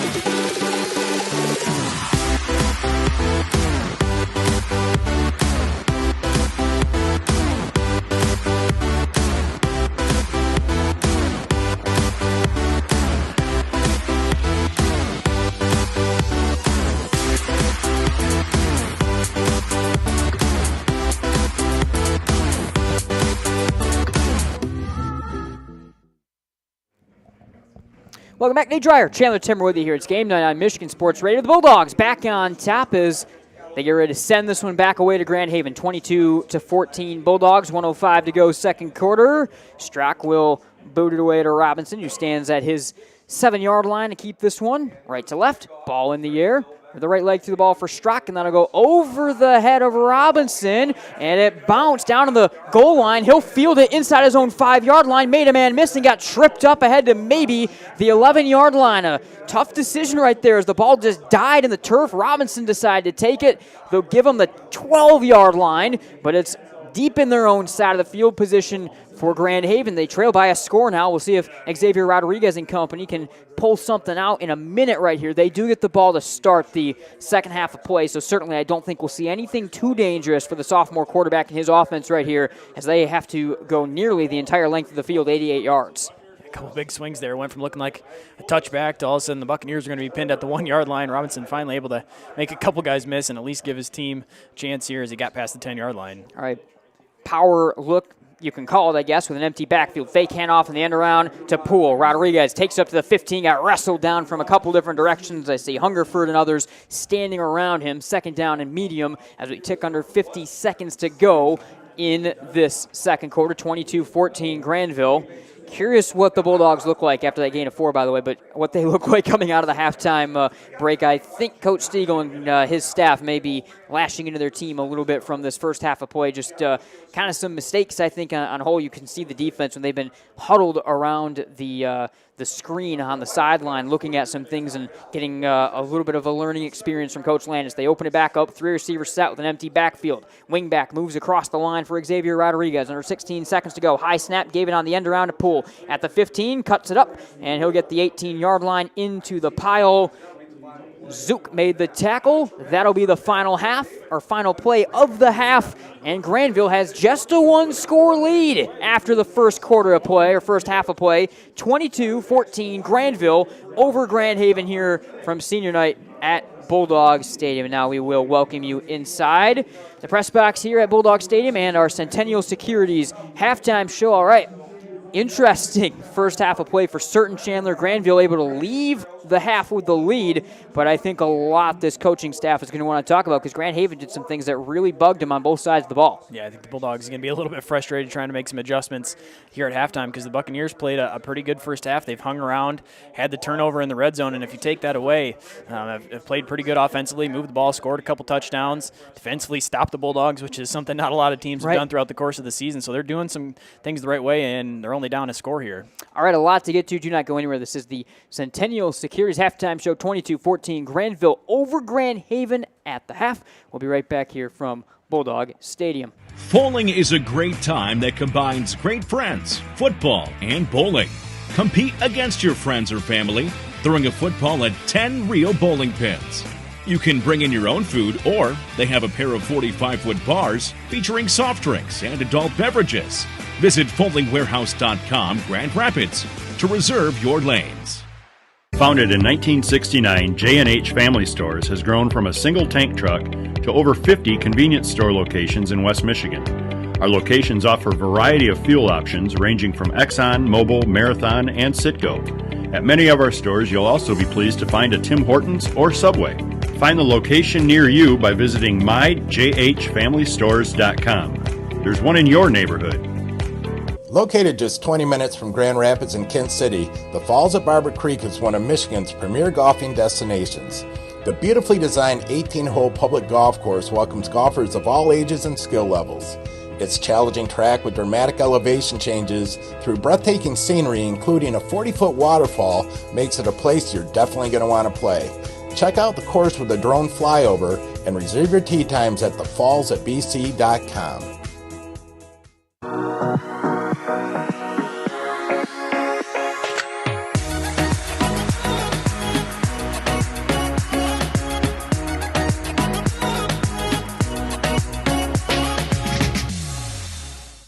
Don't just find yourself, make yourself. Start businesses, build bridges, save lives, raise a whole city. This is your future, so take it and move all of us forward. Founded in 1969, J&H Family Stores has grown from a single tank truck to over 50 convenience store locations in West Michigan. Our locations offer a variety of fuel options ranging from Exxon, Mobil, Marathon, and Citgo. At many of our stores, you'll also be pleased to find a Tim Hortons or Subway. Find the location near you by visiting myjhfamilystores.com. There's one in your neighborhood. What could be better than a thick, crispy, cheesy to the edge Detroit-style pizza? How about the best Detroit-style pizza? You won't find it in a hut, and it definitely doesn't come from a focus group or a committee. Nope. Because the best Detroit-style pizza on the planet only comes from Detroit, and it's made by Jets. Jets Detroit-style pizza. Better because it has to be. Let's take a look. As I mentioned over the phone, wear and tear. Oh man, they're never gonna buy this thing. Wear and tear? Well, there's the coffee stain on the seat. It needs new brakes. All four wheels squeak. The passenger door doesn't even have a handle. Not to mention that one time I went to my uncle's farm and backed up into a truck full of shit. Should about cover it. You're all set. Oh. Don't overthink it. Seller to Weller. There's something for everyone on Pizza Ranch's legendary buffet. Our pizza buffet features hot, cheesy goodness, slice after slice after slice. Try our signature pizzas or request your favorite combination with our Buffet Your Way option, and you'll get the first piece. With endless possibilities, you're sure to find your ranch favorites. Everyone will agree that cactus bread is the perfect dessert to end your meal. For legendary food that everyone loves, there's so much to love at Pizza Ranch. And welcome back to the Centennial Securities Halftime Show. Nate Dreyer, Chandler Timmer, 22-14, Grandville over Grand Haven after the first half of play in this one. Let's do a scoring recap, then I'll hand it over to CT. He'll take us through some of our stats as we've got the final regular season band performance of the year for the Grandville side taking place right now. Let's start it up first quarter for a really quick, efficient drive, less than 3 minutes in. Jayden Terry had a 1-yard run. It was all Jayden Terry on that run, by the way, for the Bulldogs. He also added the 2-point conversion, made it 8-0. But then Grand Haven answers right back. Lance Poole on the end around has a 3-yard TD run. They add the extra point with Taylor, 8-7. Grandville then answers with a 68-yard strike from Smith to LaCroix. They were incomplete on the 2-point conversion, 14-7. That was the score at the end of the first quarter. Second quarter, Poole had another touchdown, this time from 1 yard out, and they added the extra point with Bryant Taylor, 14-14 in Grandville, the minute 5 to go in the second quarter. Again, Carson Smith on the ground, a 22-yard run. He then found Jayden Terry wide open in the back left corner of the end zone for a 2-point conversion, 22-14. All right, CT, some stats, and then we'll get to some of our first talking points from a really, really interesting first half that I think is giving us more to talk about than we had maybe initially anticipated to have to talk about. Yeah, definitely. We'll start with the Bucs. Rodriguez through the air over 100 passing yards to go with 70 rushing yards. Poole had 25 rushing yards with those couple touchdowns, 47 yards receiving as well. Krenstra, 22 yards, Abraham, 26, and Dixon with a 7-yard catch. And switching over to the Bulldogs, Carson Smith, 2 completions for 75 yards, along with 2 carries for 50 yards. On the ground, Terry, 87 rushing yards, Zadinsky, 23, Kopko, 15. Tyson Mann did have 1 carry, did not gain any yardage on that one. LaCroix, that 68-yard touchdown catch, and then Zadinsky with a reception of 7 yards as well. Yeah, of course, we're keeping our eye out for the Centennial Securities Player of the Game, the Lakeshore Sewing Threading the Needle Play of the Game, and a lot of those are coming back to a couple guys on both teams. Let's start with the play of Carson Smith tonight because he had, the one fumble that kind of paused out the lone drive the Bulldogs didn't score on, but the senior's been called on tonight to answer in what hasn't been the perfect game for the Bulldogs by any stretch of the imagination. Through the air, on the ground, he's been such a steady-handed leader for the Bulldogs tonight, and I think he's really proven that tonight to take what maybe could have been a really shaky game. They could have really fallen apart and still has them up into the halftime break. Yeah, I think exactly in a game like this where you're expected and you feel like you should win coming into it, and a game like this on senior night to have a quarterback like that's been your leader all season long to kind of take the reins, understand that things are still under control, and then lead a couple drives where they've been able to score, and then now go ahead 8 points going into halftime. And Xzavier Rodriguez, the sophomore, I mean, he is really impressive with his legs, made some good, smart throws as well. I mean, you have to be impressed with what he's been able to do. Good first burst through the line as well, and he's gone to some of the keepers. Of course, Lance Poole on the end arounds has been the guy getting into the end zone a couple times, but you got to be impressed with what the sophomore has brought to the table. A guy, I think, with a big future, and we've seen him maybe a bit of a breakout here so far tonight. Yeah, the athletic ability's been on display so far.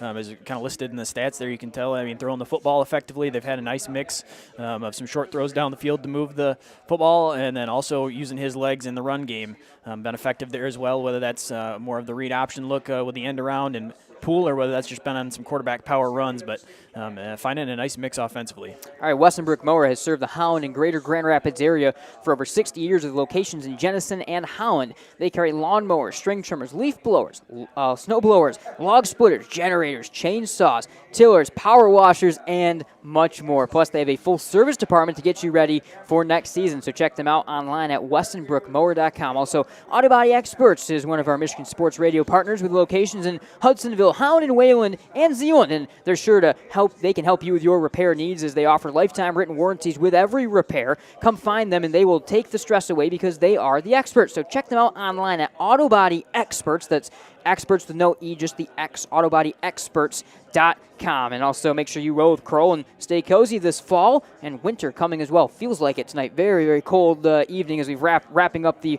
regular season. Call Kroll Furnace for all of your heating and cooling needs. And furnace tune-ups are just $95. And Terrence M says that we've been using Kroll Furnace for nearly 30 years and have never had a complaint. So make sure you choose Kroll Furnace for top-notch American-made products like Amana, and see more online at KrollFurnace.com. All right, 22-14 Grandville over Grand Haven at the half. In this one, we've got some stories you maybe weren't expecting to talk about. We're going to quick step aside on the Centennial Securities halftime show. We got a lot bit more to talk about there. We'll get into some scores around the area as well here tonight. So don't go anywhere. We'll be right back here from Bulldog Stadium.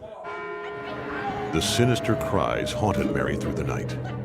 Dawn neared, and still the voice tormented her. She ran towards the safety of her car, flung open the door, and a coyote had somehow gotten locked inside. But the damaged interior was covered, thanks to Farmers Insurance. Coyote Carpool, August 1st, 2015. Talk to a farmer's agent. We know a thing or two because we've seen a thing or two. We are farmers. Bum, bum, bum, bum, bum, bum. Contact the Scott Bates Agency today, 616-531-3441. A proud supporter of MichiganGameNight.com. Can you identify your number one personal trait? The thing that you do better than most others? If not, this may be a good time to think this through. If you're really good at writing, then why use the phone? If you're great on the phone, why use email? If you have exceptional human relation skills, why sit back and let others lead? I'm Randy Hansen, president of Centennial Securities Company. Playing to our strengths is something we do very well at Centennial. And if you're already a customer, you know what I mean. If not, isn't it about time? Member SIPC and FINRA. And welcome back. Nate Dreyer with you right here. Chandler Timmer will rejoin me in a minute. You actually just saw him as he leaves screen. 22-14 Grandville over Grand Haven at the half. This one is senior night for the Bulldogs. Of course, make sure you check out live broadcasts, scores, schedules, recaps, and more at MichiganSportsRadio.com. Also, make sure you check us out at Game Night on Twitter and Facebook at MI Game Night. Also, make sure you check out the Michigan Game Night YouTube page where you can find the MGN Football Tailgate Report each and every week with myself, NCT, I beg your pardon, as we go through all the stories with the Bulldogs, the game that they last played, what's coming up, also more that's on around the area and so forth. Next week also, East Kentwood Grandville, remember, will be with another Michigan Sports Radio team. I think it's a video team with East Kentwood as well, because we're going to be at historic Hackley Stadium for Muskegon and Mona Shores. Very excited for that game for certain. All right, let's take a look around the area right now. Some scores again, MichiganSportsRadio.com. Like I said, live scores along with all the live broadcasts that are going on. Caledonia up over West Ottawa, 21-0. No score yet. I see reported from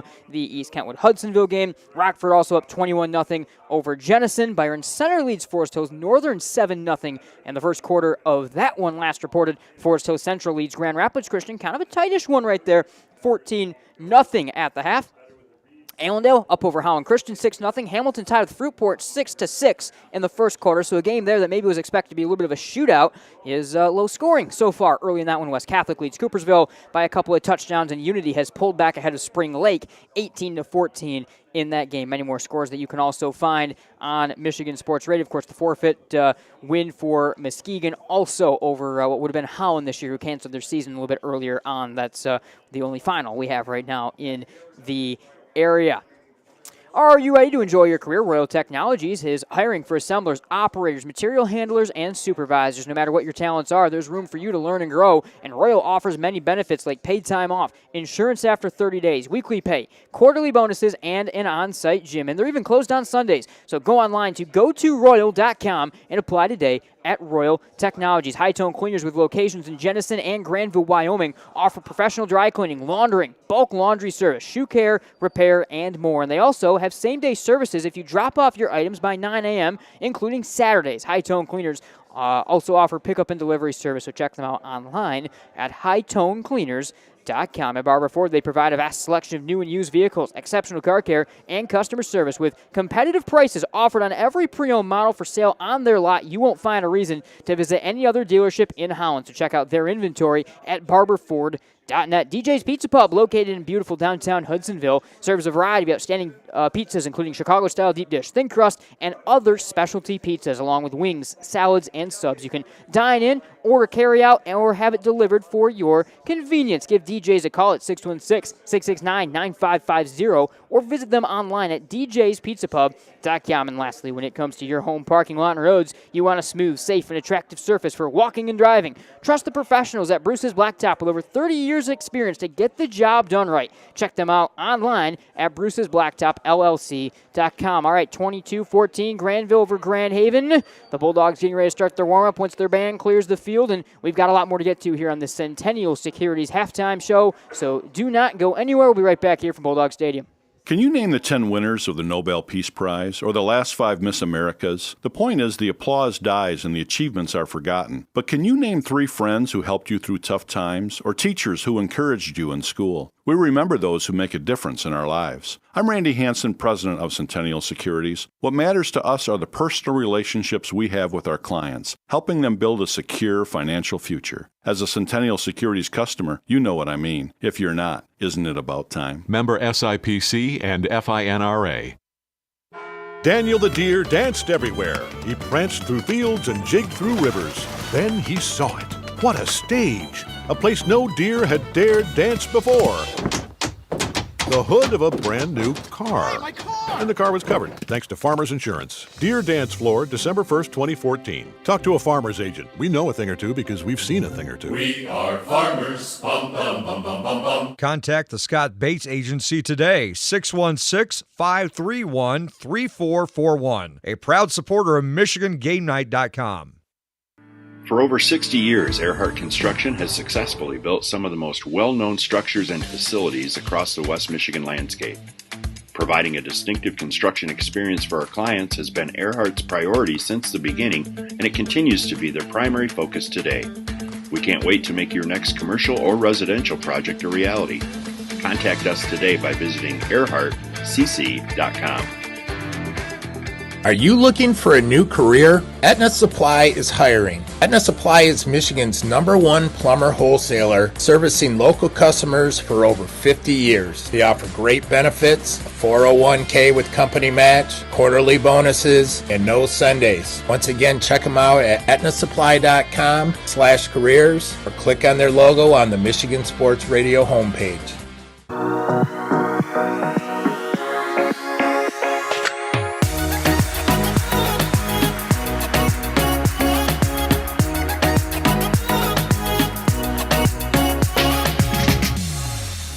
If you are 18 years of age or older, AHC Hospitality is hiring for several open positions at its downtown hotels. Starting pay is $16 an hour paid weekly with medical, dental, health benefits, hotel discounts, and more. Positions include front desk, housekeeping, restaurant, and management roles at our 5 premier downtown hotels. Visit ahcjobs.com to jumpstart your career at one of 5 world-class hotels in downtown Grand Rapids, including the Amway Grand Plaza and the JW Marriott Grand Rapids. Again, visit ahcjobs.com. Cornerstone University. The professors are very open to helping whenever they can. Academic excellence, character-driven athletics, Christ-centered community involvement. Cornerstone has been a great opportunity for me to grow as a leader, just being able to approach people and be warm and welcoming and hospitable. Experience it for yourself. Attend a Golden Eagle Day at Cornerstone for a taste of campus life and the chance to meet faculty and staff. To arrange a visit for your high school junior or senior, go to cornerstone.edu. Cornerstone University. Build a life that matters. Welcome back, Nate Dreyer, Chandler Timmer. This is your Centennial Securities halftime show on Michigan Game Night and Game Night on Michigan Sports Radio and wherever you may be tuned in tonight through MichiganSportsRadio.com, the Michigan Sports Radio app, the Michigan Game Night YouTube, Twitter, and Facebook streams, and of course also the Grandville Athletics YouTube page. So thanks to everyone tuned in. Thanks to those of you that can see us right now, watching through our direct feeds, and then of course that Grandville Athletics page has been a lot of fun to get to put our commentary over top of those video broadcasts this year. CTRA 22-14 at the half. I mean, a lot to get to. I mean, again, in this one, some storylines you weren't necessarily expecting. I'd expect to see quite a bite out of the Bulldogs, though, coming out of the half right here. Grand Haven gets the ball to start. That could, of course, be an interesting story, but you just get the feeling that Coach Stiegel was very unhappy with the way that things ended in that half. You could see it in his body language, which he's normally not an overly negative body language guy on the sideline. You could kind of just see it. He was not thrilled. The defensive staff was not overly thrilled, and I think we're going to see quite the effort from the Bulldogs. One would expect, but I mean, Grand Haven's very upset-minded. They've made it to the half now. Both teams are ready to go. Yeah, no, I think you've seen one of the best halves of football from this Grand Haven team so far. They're looking to put a full game here together, but I think you're exactly right. You're going to see a little bit of a refocused Bulldogs unit here, especially on the defensive side of the football here, making some adjustments, trying to slow down Rodriguez and the rest of this Buccaneers offense. All right, second half right now. 12 minutes up on the board. We'll flip it back around, and we'll get ready to go right here. So it will be Isaac Strock and the Bulldogs getting ready to send this one away, and that means Xzavier Rodriguez. And this has been pretty dangerous tonight. Offensive attack for Grand Haven. We'll get ready to go to work. An offensive attack for Grand Haven, averaging 16.8 points per game, mostly coming because they scored nearly 50 against Traverse City West back in Week 2. They've struggled outside of that. 22-14, Grandville over Grand Haven at the half. And it will be Strock and company staying this way right to left across your radio dial home. Maroon uniforms for the Bulldogs, white pants, maroon helmets. Numbers are in white, traveling white uniforms for Grand Haven. Helmets are gold, pants are gold, and Strock has got it on the tee. Robinson will stand at his 6-yard line. Return had a bit of an adventure last time he looked to return a ball that bounced on him down to the 1-yard line. We'll see what happens here. Second half of play about underway. I don't think we were expecting anything near this one. A tight battle at the half, 22-14. And Strock sends it away right to left. Low driving kick, angles past the 10. This one will roll into the end zone for a touchback. And Grand Haven will start at their own 20-yard line. Xzavier Rodriguez getting ready to go to work. Lance Poole, the leader of the offense in terms of the scoring plays, had both touchdowns on end-around runs. It's been a unique offense for Grand Haven as they have gone to this empty backfield look and stuck with it, Chandler, and that's when they found their most success. Yeah, they've made it work. They've found a nice mix of using Poole on the end-arounds to try to stretch the defense and also then throwing the football off from that and throwing off the timing for the Bulldogs, whether they're trying to send some pressure or shut down the run game. Grand Haven will break it out from their own 20-yard line. They go 4 wide receiver set here with a long call coming in from the sideline, 2 on either side right here. Again, the Bulldogs go back to that 3-down front. Aiden Doran has been the standing edge rusher and changing around where he's been a little bit. Empty backfield. Rodriguez goes to work. Wingback goes in motion across the line. They bring Poole in motion. They fake it to him. Thrown left flat on the screen. Caught 19-yard line and rumbling over the 19. Down to the 23-yard line is Alex Dixon for a couple yards on first down. Pair of Bulldogs wrap them up outside, including Cash Ruff, and Ruff came up a little limping and hurt after that play. Albrecht's going to have to check in for him. So Cash Ruff will leave the Bulldogs cornerback position as Albrecht comes in his place after a gain of 4 up to their own 24-yard line for the Bucs. 11.5 to go third quarter. 22-14 Grandville. They go back to the pistol. The tailback is Wilson. He'll move to the right hip of Rodriguez. In motion goes Poole. They'll fake it to him straight up the gut. Taken by Rodriguez. Burst of speed over the 30. Gets his shoes taken out and twisted down, but he's got the first down on the nose just about to the 32-yard line. First down, Grand Haven. Good tackle. I think it was Graverson in the middle of the defense making the stop. But again, Rodriguez able to keep it right there.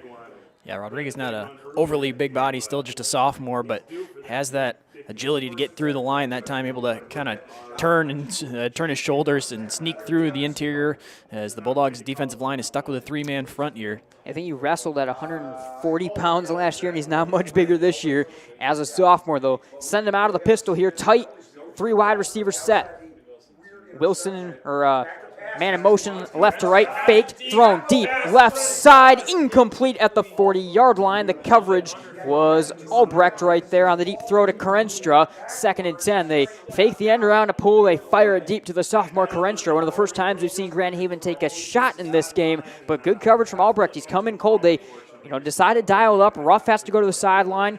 Albrecht comes in, they dial up towards him, but a good play by the Bulldogs senior in coverage. Yeah, one of the first times the Buccaneers have really gone far down the field trying to get it vertically. They try to pick on Albrecht as he's fresh into the game, but Albrecht able to keep pace just enough and break that one up. Back to that short shotgun. And move the tailback to the left hip. 3 wide receiver set, 2nd and 10 from their own 33. Pull in motion, fake handoff on the end around, taken by Rodriguez, tripped up in the backfield, staying on his feet, past the 35 to the 36, where submarining down to the tackle was Aiden Dorn to stop him. It'll be 3rd down and long. Rodriguez close to spinning out of a couple tackles that time. Dorn there, though, to clean it up before he could get any further down the field, but a 3-yard run there now sets up a 3rd and medium. Expect the pass game here. 3rd and 7 from their own 36-yard line.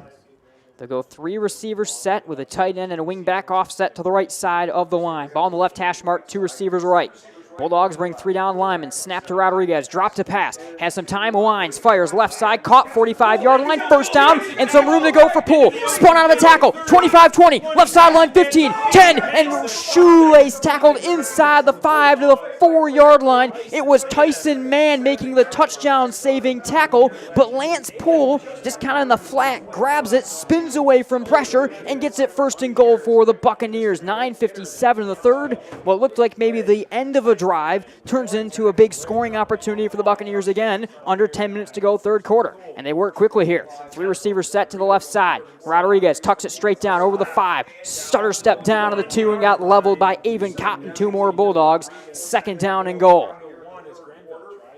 Buccaneers now going quickly after that big play, still trying to keep the Bulldogs defense on their heels, but found a soft spot on the zone coverage. 2 defenders in the area for the Bulldogs, and just a failed tackle along the sideline allowed Poole to run free before he was barely tripped up at the 5. Rodriguez all the way up to the 1-yard line right here as they'll spread him out with an empty backfield. 3 wide receivers set. 2nd and goal from the 1. 1-score game. Poole in motion right to left. They fake it to him. Rodriguez up the gut. Big hole. Touchdown, Grand Haven. The Buccaneers on the board again. It's 22-20 with 9:12 in the 3rd. The Buccaneers will bring Taylor out looking to add the extra point and get within 1. But the Buccaneers, they answer. Again, Chandler, they were just about shut down on their own side of the field. A big play to Poole has been their true go-to today, and it winds up nearly being nearly being a tie game as Taylor looked to add the extra point. Snap down, held by Wilson, right leg through the ball, and that one twists through the uprights. 22-21, 9:12 to go, 3rd quarter. We'll be right back here from Grandville.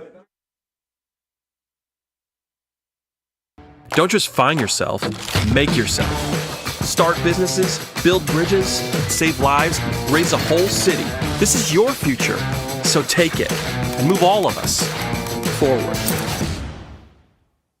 Need to replace that worn-out carpet or floor? Floor Coverings International makes it easy. They bring their mobile showroom to you. Save yourself the trip and gas shopping around. See a wide selection of carpet, hardwood, laminate, and vinyl in the lighting of your own home. Go to floorcoveringsinternational.com today for your free consultation. Work with one team for a hassle-free experience from the quote to installation. And each Floor Coverings International business is independently owned and operated, so they are local business owners in our community. Floor Coverings International, the flooring store at your door.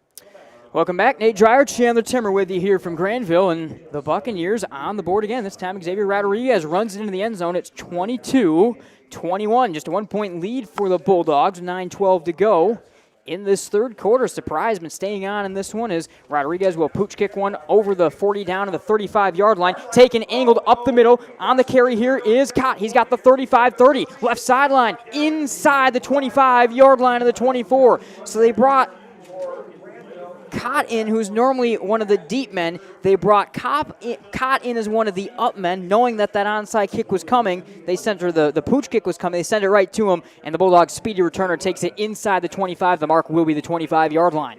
Yeah, there you see the special teams making the adjustment.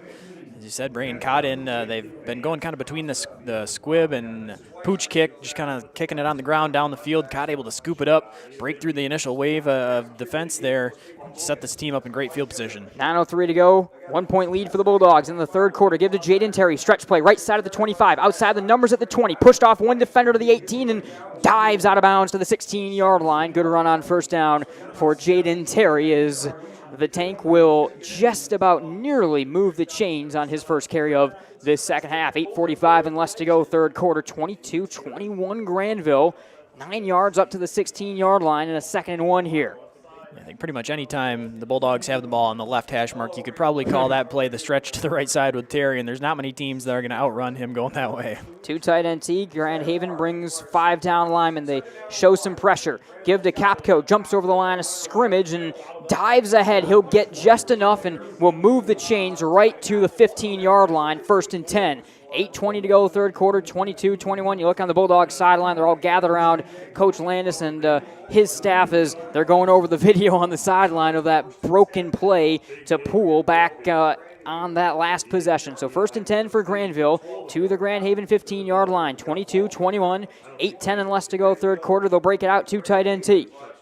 Terry, Capco, Sadinsky, the backs. Under center goes Carson Smith against a 5 down front. Snap to Smith.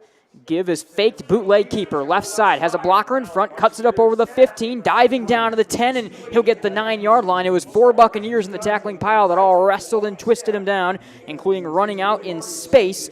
Eli Ziska, the defensive end, the big defensive end, able to help on that tackle. It's a gain of 6 and a 2nd and 4 for the Bulldogs coming up from the Grand Haven 9-yard line. 9:40 and less to go, third quarter. Grandville by 1 here on senior night. Ran that play twice before. We're averaging over 20 yards a carry there for Smith on that play, but that time shut down a little bit, but able to still get 5 or 6 there on first down. Left hash mark from the 9, 2 tight end T. Smith takes his time, 1 step under center. Turn, give to Terry over right guard. Pushing down, he got the 6-yard line and took a big shot from Dylan Cummings, the senior, strong safety on the leveling blow. It's 3rd down and 1 here to the 6-yard line for Grandville, 7:07 in the third. Not quite a full stretch play. That was more of a power run over guard, but they did run it left to right with Terry. Yeah, definitely an option, too, here as you get closer to the goal line. Give Terry a chance to try to cut it back up instead of going off tackle. Can go between the tackles and try to run some power football there as well. 3rd and 1 from the Grand Haven 6. Bulldogs only lead by 1 with the ball right here. Give to Sadinsky, pushing the pile. Got the first down. Into the end zone. Touchdown, Grandville. Sadinsky bounces out of the pile. The sophomore who had 4 TDs a week ago gets in one more time. 28-21 Bulldogs. 6:42 in the third. Well, I've seen these teams go back and forth, exchanging scores, going back and forth. The Buccaneers able to score first here in the second half. Now the Bulldogs offense responding, giving themselves the lead once again. Strong run from 6 yards out by Sadinsky. Saw at the half 41-0 Caledonia over West Ottawa. So that game, or for West Ottawa's season, it will come down next week against Jenison if they're going to try to make the playoffs. All right, Bulldogs will go for 2, leading 28-21. Under center goes Carson Smith. Turn from Smith, give his fake, bootleg right, looking to pass, has LaCroix directing traffic, he'll tuck it down, evaded defender, dive towards the pylon, got the pylon, 2-point conversion, good. What a play by Carson Smith to roll to the corner, touch the pylon, and get in for 2. 32-21 Grandville, 6:42 in the third. We'll be right back here.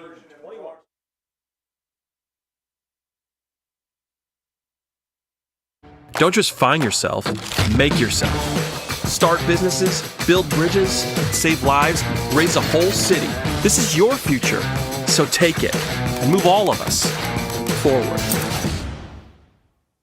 Need to replace that worn-out carpet or floor? Floor Coverings International makes it easy. They bring their mobile showroom to you. Save yourself the trip and gas shopping around. See a wide selection of carpet, hardwood, laminate, and vinyl in the lighting of your own home. Go to floorcoveringsinternational.com today for your free consultation. Work with one team for a hassle-free experience from the quote to installation. And each Floor Coverings International business is independently owned and operated, so they are local business owners in our community. Floor Coverings International, the flooring store at your door.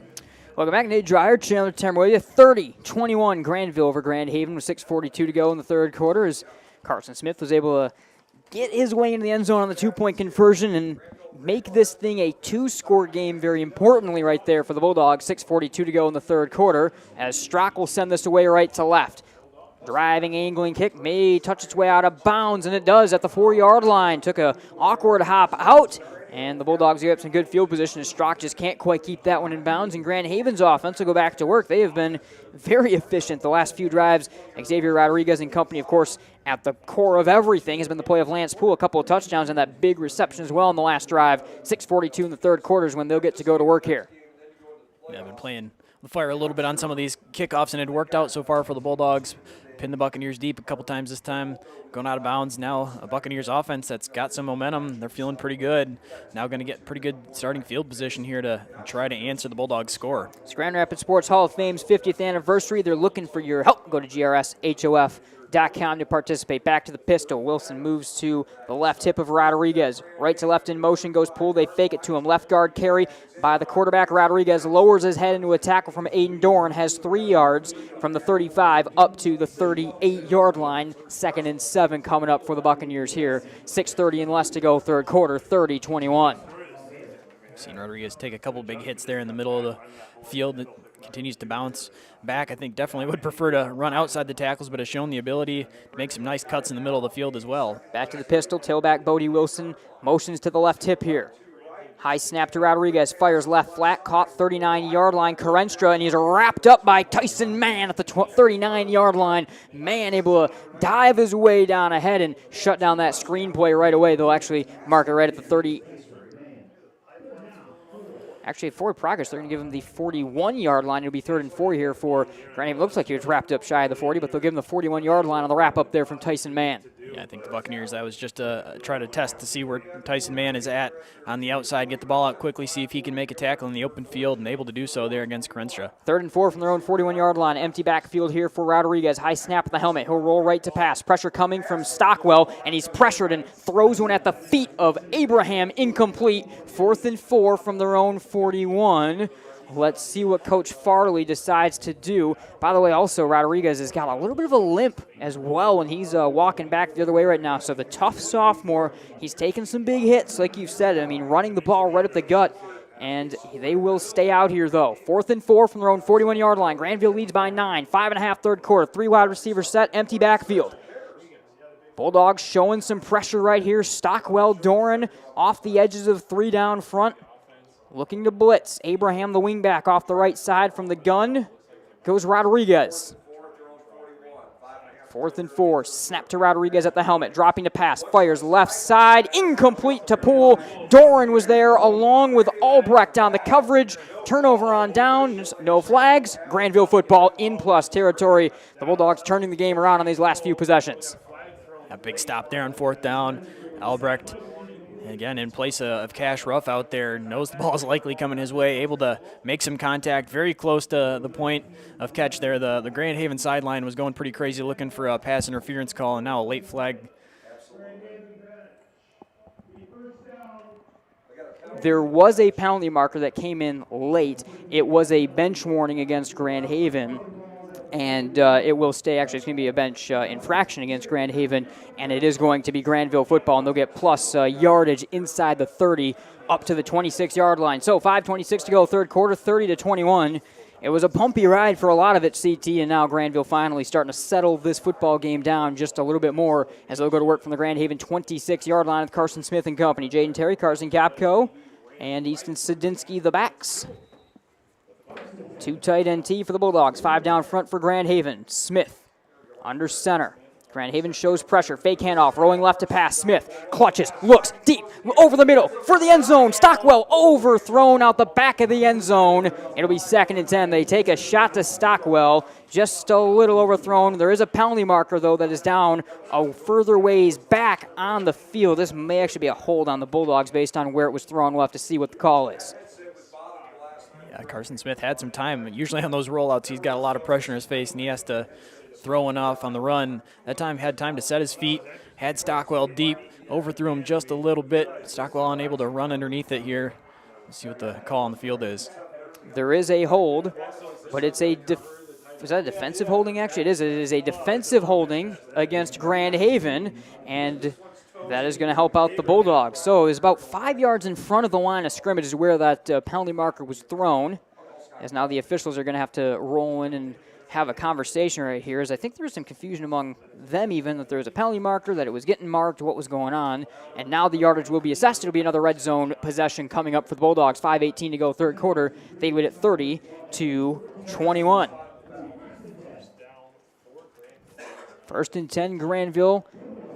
They'll go inside the 15 to the 14-yard line here. 2 tight NT, Carson Smith under center. Snap to Smith, give to Kopko. Up the gut on the track, head the ball well. Angles right at the 5, races into the open field, into the end zone. Touchdown, Grandville. Carson Kopko up the gut, twisting and turning into the end zone, and it's 36-21 Grandville. And the Bulldogs have pulled away and made this one a little bit safer on senior night than it may have appeared earlier on.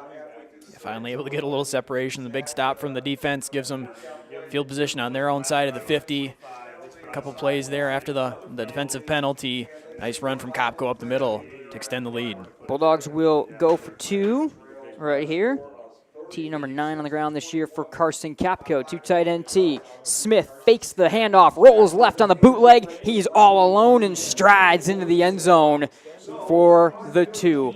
5:13 to go. 38-21 Grandville. We'll be right back here. Actually, we're going to stay with you here in Grandville, and I want to tell you about West Michigan Chiropractic and Sports in Jenison. They're your source for quality family and sports-related chiropractic care. Visit West Michigan Chiropractic and Sports at wmchiropractic.com for more details. Did you know that roller skating is in full swing? Terry Hall Roller Rink in Grandville is open Thursday through Sunday with a variety of hours to meet your family's needs. Visit terryhall.com for details. All skate.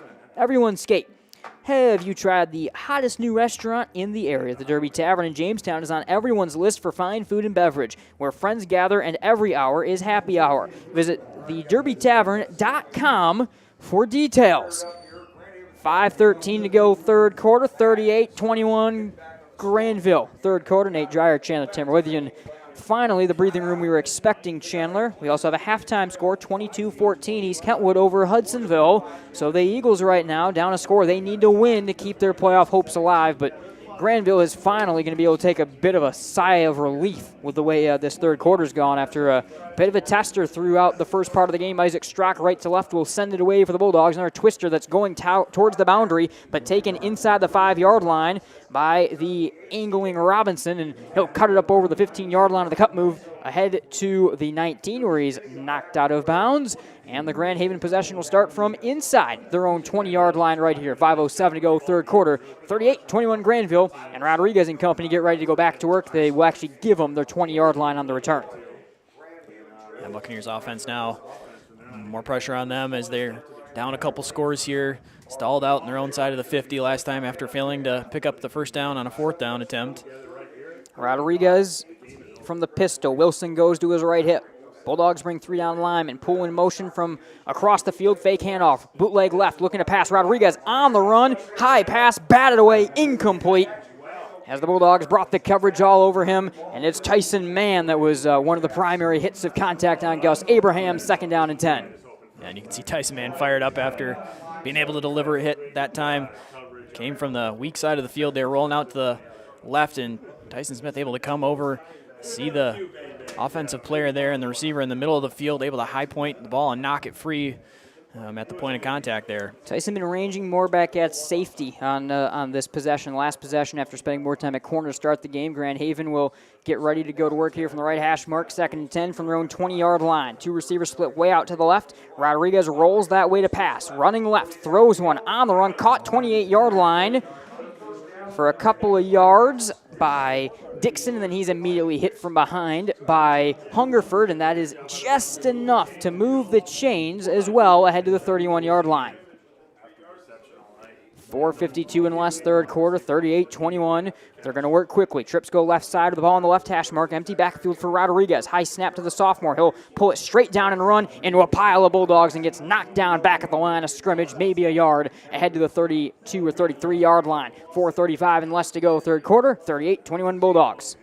So far in the second half, the Grandville defense doing a much better job of limiting the chunk plays, especially with Rodriguez running the football. He had a couple big runs in the first half. So far in the second half has yet to break one for over 10.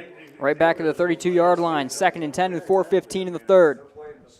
Rodriguez breaks him out, wing off the right side of the line, and the 3 wide receiver set. 3 down linemen for the Bulldogs. They show some pressure off either edge, and they bring it. Here's the snap to Rodriguez. Throws it back to Abraham on the screen over the 30 to the 35-yard line, and Zook knocks him out of bounds shy of the 40 at the 38. It'll be 3rd down and short for Grand Haven now. 3:54 and less to go, third quarter, 38-21. That's a little throwback screen that they've ran a couple times. Get Abraham fake like he's going to block on the line there, and then drops back. As Rodriguez rolls to the right, they throw it back to him, trying to leave that side of the field open for him.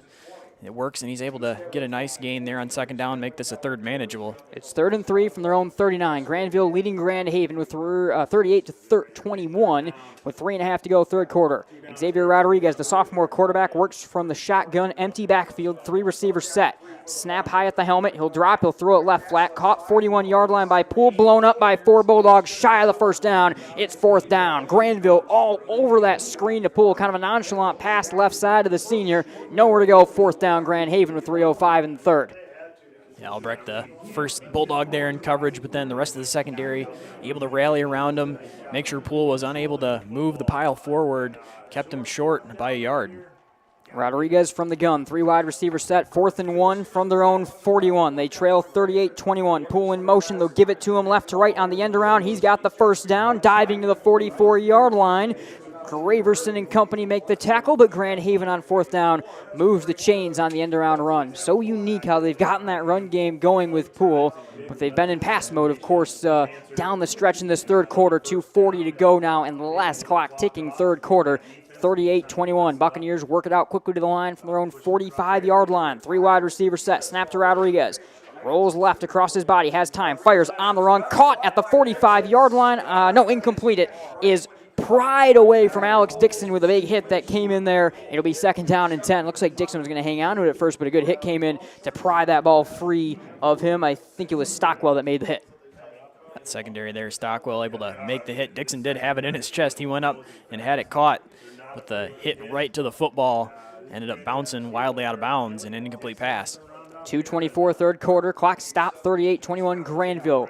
Grand Haven from their own 45-yard line. 3 receiver set. Pull in motion right to left. They give it to him on the end around at the 42-yard line. Shakes away from Hungerford over the 45 and gets blown up by Graverson to the 46-yard line, 47-yard line. 3rd down Grand Haven with 2:10 in the third quarter. 38-21 Granville here on Bulldog Senior Night.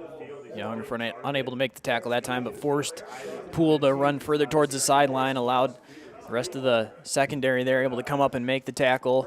Hungerford trying to seal the edge and did his job there, so Poole couldn't turn the corner. Rodriguez from the gun, thanks to Scott Bates Farms Insurance Agency, Centennial Securities for our presenting sponsor. Keeping an eye out for that Centennial Securities player of the game, the Lakeshore Sewing Threading the Needle play of the game. 3rd and 8 from their own 47. From the pistol, tailback goes now to the right hip.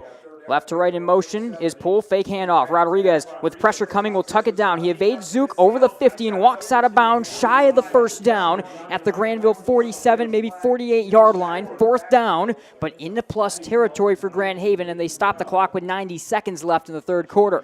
Grandville 38, Grand Haven 21.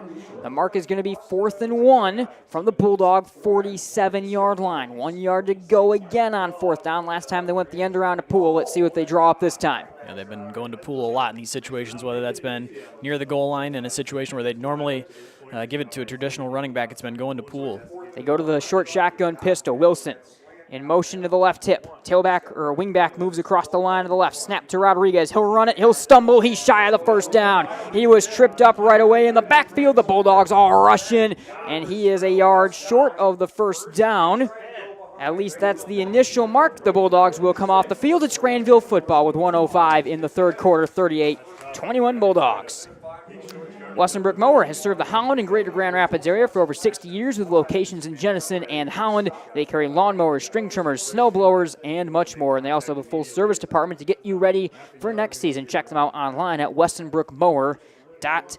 Auto Body Experts has locations in Hudsonville, Hound, Wayland, and Zeeland, and can help you with all your repair needs as they offer lifetime written warranties with every repair. So come find them, and they will take the stress away because they are the experts. Online, it's autobodyexperts.com. Grandville from their own 46-yard line with 1:05 to go, third quarter. Smith give to Sadinsky over the left side of the line. He got blown up after a couple of yards past the 46 to the 47-yard line. 1 yard for Sadinsky on the carry, 2nd and 9 for the Bulldogs from their own 47. Clock ticks under 50 seconds to go, third quarter, 38-21 Granville. I don't know if that's just the first time I'm noticing it or if that was the first time I've seen an official get fooled by the fake. He thought Carson Smith had the ball and was marking it back to where Smith was tackled in the backfield.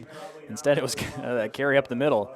2nd and 9 for Grandville on 47-yard line from the two tight end tee. Smith went to the hard count. Now looks back to Coach Stiegel on the sideline as we tick inside 30 seconds to go in the third quarter. Smith in the home maroon uniform goes back to work wearing number 2. Snap to Smith, give Jayden Terry. Stretch play, right side, cuts over the 50. Angling back left side, twisted away from the first tackle and then had his right shoe nearly twisted off. And he will be just shy of the first down at the 47-yard line. About a 3rd and 3. Will be 3rd and 3 from the Grand Haven 47.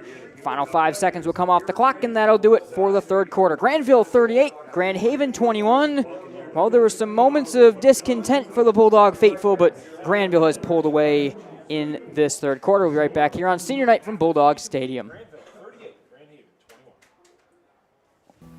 Looking for a great place to buy a used truck or car? Check out Extreme Truck and Auto Center, located at 1098 O'Malley Drive in Coopersville. They have a huge selection of trucks, cars, vans, and SUVs. Stop by their lot or give them a call at 616-384-3777. You can check out their inventory at xtacenter.com. Don't just find yourself, make yourself. Start businesses, build bridges, save lives, raise a whole city. This is your future, so take it and move all of us forward. Welcome back. Nate Dreyer, Chandler Timmer with you here on Game Night on Michigan Sports Radio. The Family Fare Tailgate Special of the Week this week is all natural boneless chicken breast, and it's only $2.48 a pound. So check out all the specials at shopfamilyfare.com. All right, final 12 minutes of the final home game of the regular season for the Bulldogs here on Senior Night. They lead 38-21, looking to stretch it to 6-2 on the year. They've got a 3rd and 3 now from the Grand Haven 47-yard line. Snap to Smith, give to Sadinsky. Left side has good blocking, got nearly twisted down, evaded the one tackle, got to the 45-yard line, and then twisted down from behind, a yard short of the first down by Keegan Hunt. It'll be 4th down and 1 as kind of a good blocked play initially, Chandler, just slow to develop, and Keegan Hunt able to hunt down Sadinsky, and it's 4th and 1 from the 45 now. Yes, Sadinsky never really had a clear lane to run. He was waiting for some blocks to develop down the field. Never able to do so, just pushes ahead.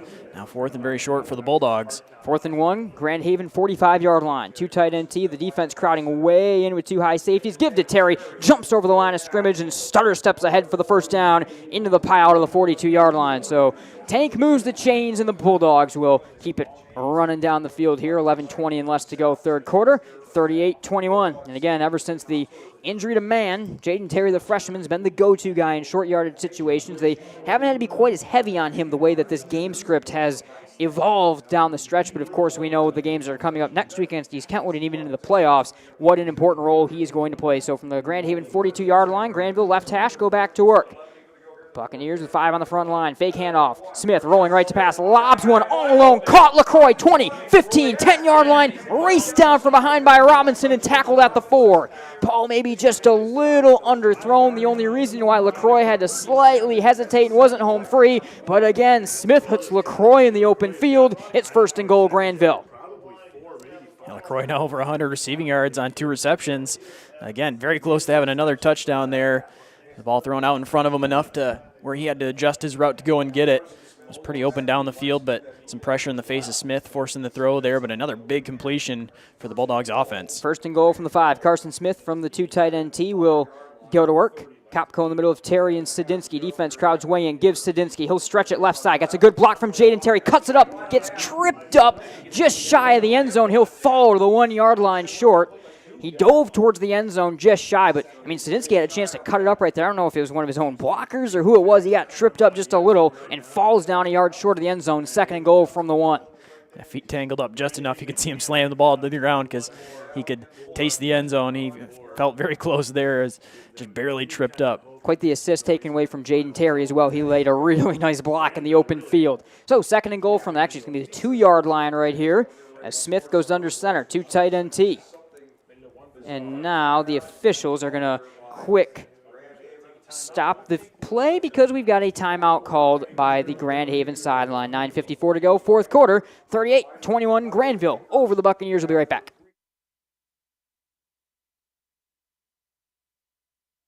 Michigan Sports Academies offers quality youth sports in Grand Rapids, Holland, and Muskegon. With a wide variety of programming, MSA has something for new athletes who are just starting out to experienced athletes looking to take their game to the next level. Year-round programming is offered in basketball, lacrosse, soccer, and volleyball. Your athlete will love the quality of instruction from experienced coaches and state-of-the-art facilities conveniently located in Grand Rapids and along the lakeshore. Check us out at MichiganSportsAcademies.com.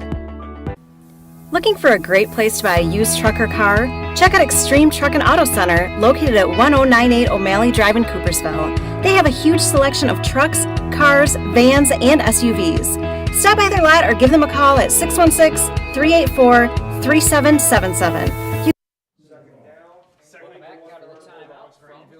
Grandville getting ready to go to work. Handoff right side. Jayden Terry cutting it up around a defender into the end zone. Touchdown Grandville. They stretch Jayden Terry to the right side. He'll find his way into the end zone. And the Bulldogs are on the board one more time with the freshman 44-21 with 9:52 in the fourth. Terry adding to his impressive night, over 100 yards rushing. Now attacking on another touchdown, his second of the night. Bulldogs were quickly there out of that timeout as they ran to the line and got the offense back on the field. And it's now 44-21 on senior night. A really impressive second half for the Bulldogs. Have turned this one around as Carson Smith and company will go for 2 as they do until they are leading by at least 35 points like we saw a week ago. And out of the 2 tight end tee, Carson will get ready to go to work against a 5 down front. Snap to Smith. Fake handoff. He'll roll right here, tucking it down, evading a tackler, and high-stepping his way into the end zone. 46-21 Grandville, 9:52 in the fourth. We'll be right back from Bulldog Stadium. Can you name the 10 winners of the Nobel Peace Prize or the last 5 Miss Americas? The point is the applause dies and the achievements are forgotten. But can you name 3 friends who helped you through tough times or teachers who encouraged you in school? We remember those who make a difference in our lives. I'm Randy Hansen, president of Centennial Securities. What matters to us are the personal relationships we have with our clients, helping them build a secure financial future. As a Centennial Securities customer, you know what I mean. If you're not, isn't it about time? Member SIPC and FINRA. Daniel the deer danced everywhere. He pranced through fields and jigged through rivers. Then he saw it. What a stage! A place no deer had dared dance before. The hood of a brand new car. Hey, my car! And the car was covered, thanks to Farmers Insurance. Deer Dance Floor, December 1st, 2014. Talk to a farmer's agent. We know a thing or two because we've seen a thing or two. We are farmers. Bum, bum, bum, bum, bum, bum. Contact the Scott Bates Agency today, 616-531-3441. A proud supporter of MichiganGameNight.com. All right, welcome back to Grandville. Another touchdown for Jayden Terry as the freshman gets into the end zone for the second time this evening. 46-21 Grandville, left to right. Isaac Strackel booted away for the Bulldogs as we go inside. 10 minutes to go. Short kick bounces straight up at the 15-yard line, taken by Robinson behind blockers. He'll try to twist his way on ahead in a pile of 3, 4, 5. Bulldogs engulf him at the 17-yard line. And there is where the Grand Haven offense will get ready to go to work. So that touchdown for Jayden is second night, and now 10 on the year, and now finally someone has more total touchdowns on the year than Tyson Mann. It took that long for someone to pass Tyson Mann in his 2.5 weeks of work early in the season. He's back now as well, looking to take his crown throughout the rest of the season. 9:43 to go, fourth quarter, 46-21 Grandville. And the Buccaneers offense, led by sophomore Xzavier Rodriguez, will work their way out at their own 18-yard line. The mark from the pistol, 3 wide receiver set, wing back off the left of the line. Pull in motion left to right, snap to Rodriguez. He'll roll left, looking to pass. Now angles back the other way, throws it in the flat, nearly intercepted, caught at the 11-yard line by Poole, but 4 Bulldogs were all over him to wrestle him down immediately. One of them was Mike Medeiros that came out of there to hunt him down and knock him down deep in the backfield to the 10-yard line. That's a loss of, 8 on first down. 2nd and 17, loss of 7. Yeah, great recognition there on the first down. They roll out to the left and then run a version of that screen back to the right side. Medeiros was able to jump all over it, caught out there as well. Rodriguez from the pistol, high snap, fake handoff. He'll carry it up the gut and got shut down by Avon Cott, who lowered the head at the 15-yard line to shut him down shy of the original first down or original line of scrimmage. It's 3rd down and long at the 15, 8:57 in the fourth. 46-21 Grandville. Kind of amazing, Chandler, that we even got to this sort of score point the way that this one went, but I think the Grandville coaching staff can be pretty happy with this second half and the bounce back from their guys. Yeah, I think the message was received by the defense after giving us score on the first possession of the second half. They've shut things down, got a couple 4th down stops, and let themselves have a lead here. End around give, left side to Poole, cut it up around the 15 to the 20. Outside the numbers, 25-30. Gets knocked into the Grandville bench. We'll see the mark because that'll be at the marker, and it will move the chains. So they give him the 30-yard line. That moves the chains for Poole on the end around. He gets all 12 yards they needed. First down, Grand Haven. 8:26 in the fourth quarter. It's remained their most dynamic run play, really, or offensive play, is that end around. Whether they keep it on the option or they give it to Poole, it's been their most dynamic feature of their offense. They have a couple of their touchdowns coming from that. Empty backfield, Rodriguez, 3 receiver set. Bulldogs bring 3 down linemen. 1st and 10 from the 30. Rodriguez rolling right to pass. Has some pressure in his face. Cocks it back. Fires deep. Right sideline. Caught at the 40. 35-30. It's Carenstra. Inside the 15. 10-5. Touchdown. Grand Haven. Rodriguez wings it down the right side of the field. Carenstra the grab. And Grand Haven back on the board again. 46-27. There's some of that vertical deep play threat that this Buccaneers offense loves to get to. Carenstra sneaking behind Hungerford on the far side of the field. Rodriguez flashing the big arm to get it down there and hit him in stride. They look to add the extra point, 46-27. And what is now one of the better offensive performances, really, against the Bulldogs all year long. When you look at the course of this season, scoring 27 points, 28 points, kind of right around what Hudsonville scored. It's a high snap, and it's a fake as Bodie Wilson's forced to take it. He'll throw it to the end zone, and it is caught for the 2-point conversion. Somehow hung on to and grabbed by Connor Van Beek, the sophomore. A broken play off the high snap, and the fake turns into 2 points for the Buccaneers, 46-29. And we will be right back here from Bulldog Stadium. The sinister cries haunted Mary through the night.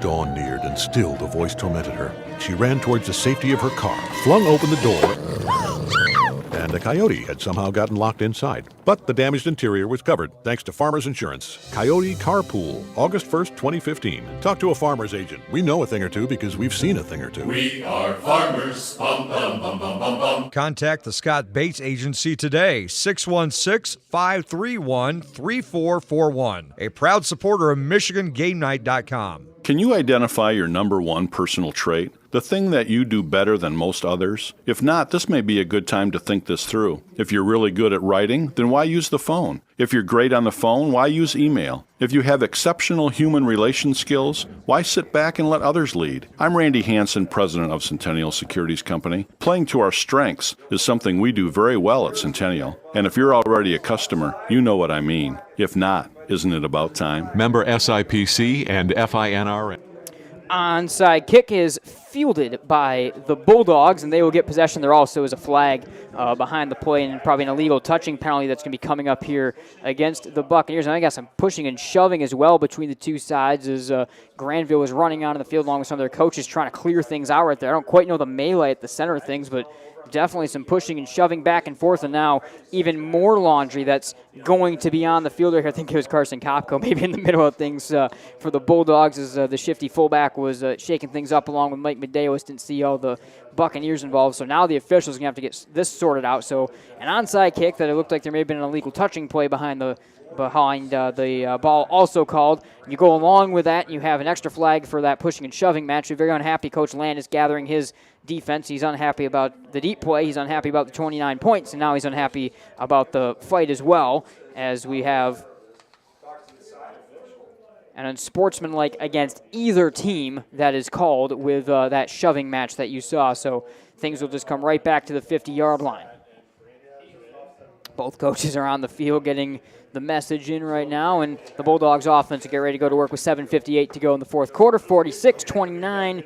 I said to you off air, Chandler, I think it's going to be one of those kind of finishes to the game. I think you know exactly what I mean when I say that, with the way that last drive went, and now a little bit of shoving as well. And Grandville right at midfield on the block G at center field here will get ready to go to work out of the 2 tight end T. Carson Smith will stay in charge of the starting offensive unit with the 5 down front the other way. Snap to Smith, give to Terry. Stretch play, right side. Has a blocker over the 40 to the 35-yard line. Right sideline, 30, gets twisted out of bounds to the 28-yard line. Racing in the open field, the senior outside linebacker Josh McManus makes the tackle, but Jayden Terry again with a big chunk play on, guess what, a stretch run to the right. 7:49 fourth quarter, 46-29. Yeah, that's going to be a pretty successful recipe for this Bulldogs offense. His 4th carry of over 20 yards on the night, showing the ability to have some big plays pretty much at any time he's touching the football. Really, the main explosiveness from this offense has been from Terry. It's been from the pass game, and it's been from the bootleg run game for Carson Smith. That's where they've been able to find some explosiveness at 46 points now in this game with 7.5 to go fourth quarter, 46-29.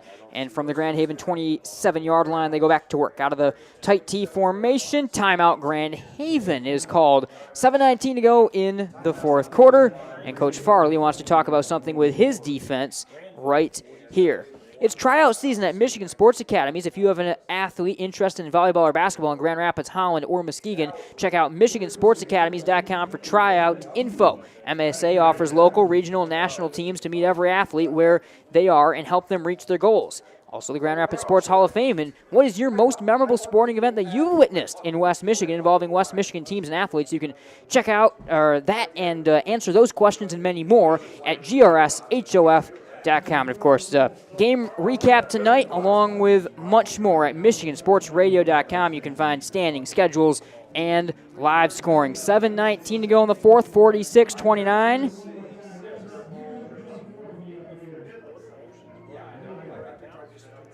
And the Bulldogs will break it out 1st and 10 from the 27-yard line on the red hash mark. 5 down front for Grand Haven.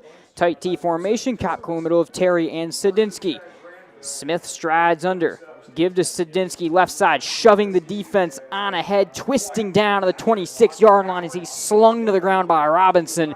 But a good gain to the 21 for 5 or 6 on first down, and the Bulldogs have got second coming up. Under 7 minutes to go, fourth quarter, 46-29.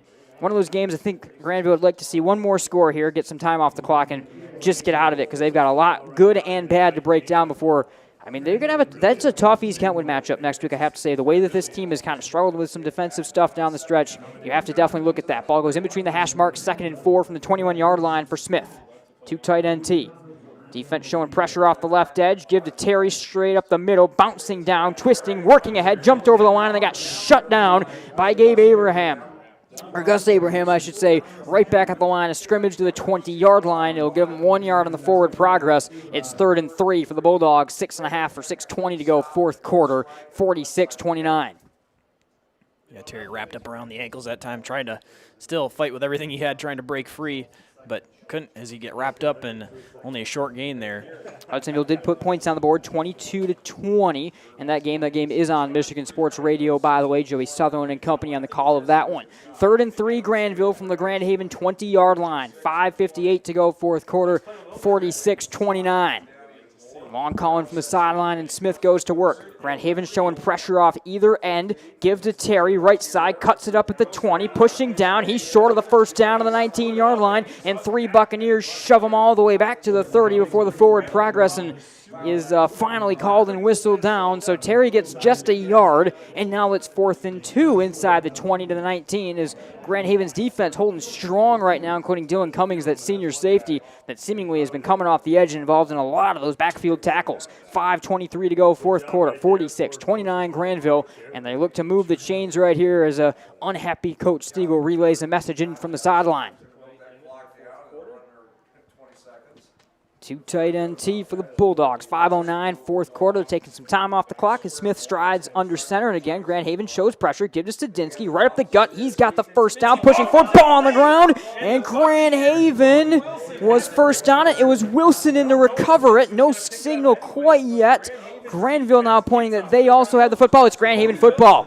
Wilson, I think, was the one at the bottom of the pile with a big hit that was thrown that was able to get to the football. And a turnover for the Bulldogs, and the sophomore Stadinsky. He had the first down, but instead he'll turn it over, and it's Grand Haven football with 4:57 in the fourth. 46-29, so still a long way to go for Grand Haven, but again, the struggles for Grandville tonight on a night that I don't think they're going to be overly thrilled with a lot of their performance, Chandler, that gets added to right there. Yeah, Stadinsky very close. He would have probably had the first down if he had held on to the football. He'd been averaging right around 4 yards a carry. Rodriguez gives to pull on the end around, twisted down by Avon Cott just past the line of scrimmage. He'll dive to the 25 for a gain of 5 on a good stretch on ahead right there from Lance Poole. 4:44 to go, fourth quarter, 2nd and 5 up to their own 25 for the Buccaneers here. So Grandville remains up 46-29. So a 17-point lead, and you're still looking at there a 3-score lead, but regardless, it's just some sloppiness from Grandville all around that I do not think they're going to be thrilled with tonight. No, it's kind of gone in stretches where they've given up some big plays, then a couple drives there where they shut it down, then back to a long touchdown play on the previous drive. Luke Berry, the sophomore, is actually going to play quarterback instead of Rodriguez. He'll give it off right side, and a big tackle made right back to the line of scrimmage. So 3rd and 5 here. So interesting to see Rodriguez with 4:04 to go leave as another sophomore. Luke Berry comes in his place. So Luke Berry now will run the offense. Bigger kid Berry at 6'5", 175 pounds as a sophomore, and he'll go with an empty backfield looking 3 wide receivers. 3rd and 5 from his own 25-yard line. 3 down front for the Bulldogs. Snap to the big sophomore, the man in motion, given on the end around here, and blown up in the backfield. Ball free, taken by Avon Cott. Grandville football. The ball knocked out with a big hit. Avon Cott able to fall right onto it, and Grandville takes over possession after Logan Minier had that off-tackle run that's taken away, and it's Bulldog football. 3:37 in the fourth, 46-29. Well, the Buccaneers defense forcing a turnover from Stadinsky, and then Craverson responding with a huge hit of his own that time. Perfect form tackle, wrapping him up, and just the contact right on the football, pops it free. So Grandville takes back over. It's 46-29.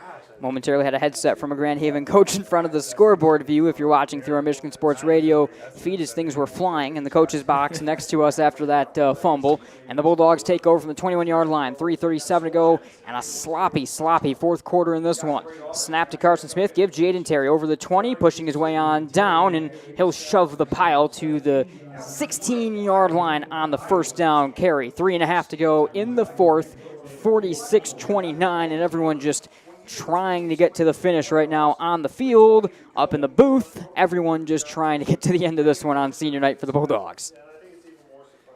Trying to keep the clock moving here now. The Bulldogs pretty much right back where they were at before the fumble.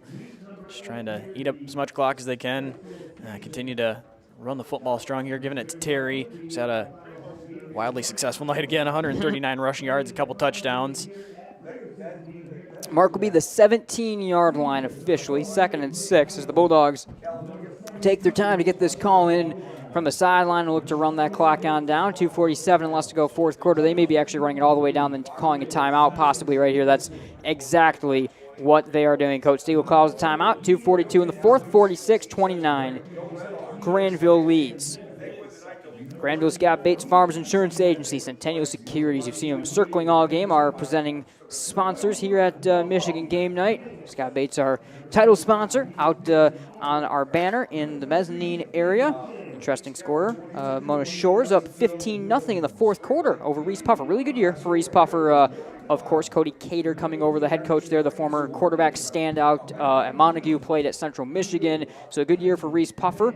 Of course, we know the game that they played against Muskegon, but an interesting one there. We also are through 3 quarters in East Kentwood as it's 22-20 EK, the lead in that game. 2nd and 6 for Grandville will be coming up out of this time, out with 2:42 in the fourth quarter. 46-29, Grandville's lead.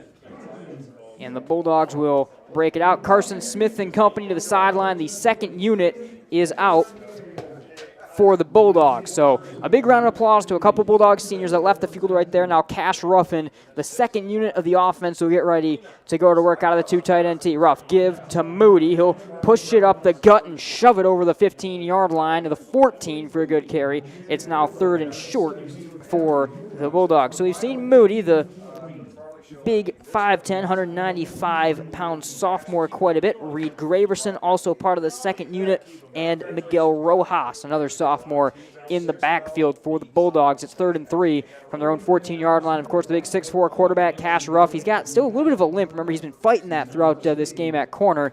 But the guy that we certainly can expect to be the signal caller for the Bulldogs last year or next year, we'll get to see some time right here. 2:04 and less to go, third quarter, 3rd and 3. Ruff, give to Moody again, pushing on ahead, diving. He'll be a yard short of the first down at the 12, and it's 4th and 1 as we tick under 2 minutes to go. And if Grandville can convert, they can end the football game mercifully, 46-29. Yeah, it was cool on a senior night. It was a bit of an adventure to get there, but that moment where you can get the seniors off the field and get them a round of applause, the situation where you get your second team out there and can run the clock down. Minute and a half to go, fourth quarter, 46-29. An adventure for sure tonight. Grandville over Grand Haven. And Cash Ruff will go to work with the second unit, and Grand Haven jumps offside with, I don't know who it was. There were 4 guys offside. They were showing the blitz, and everybody came right there on the hard count, and that will move the chains for the Bulldogs. We go under 1:20 to go, and that is also going to allow for them, if they wish, to just start kneeing the football, 46-29.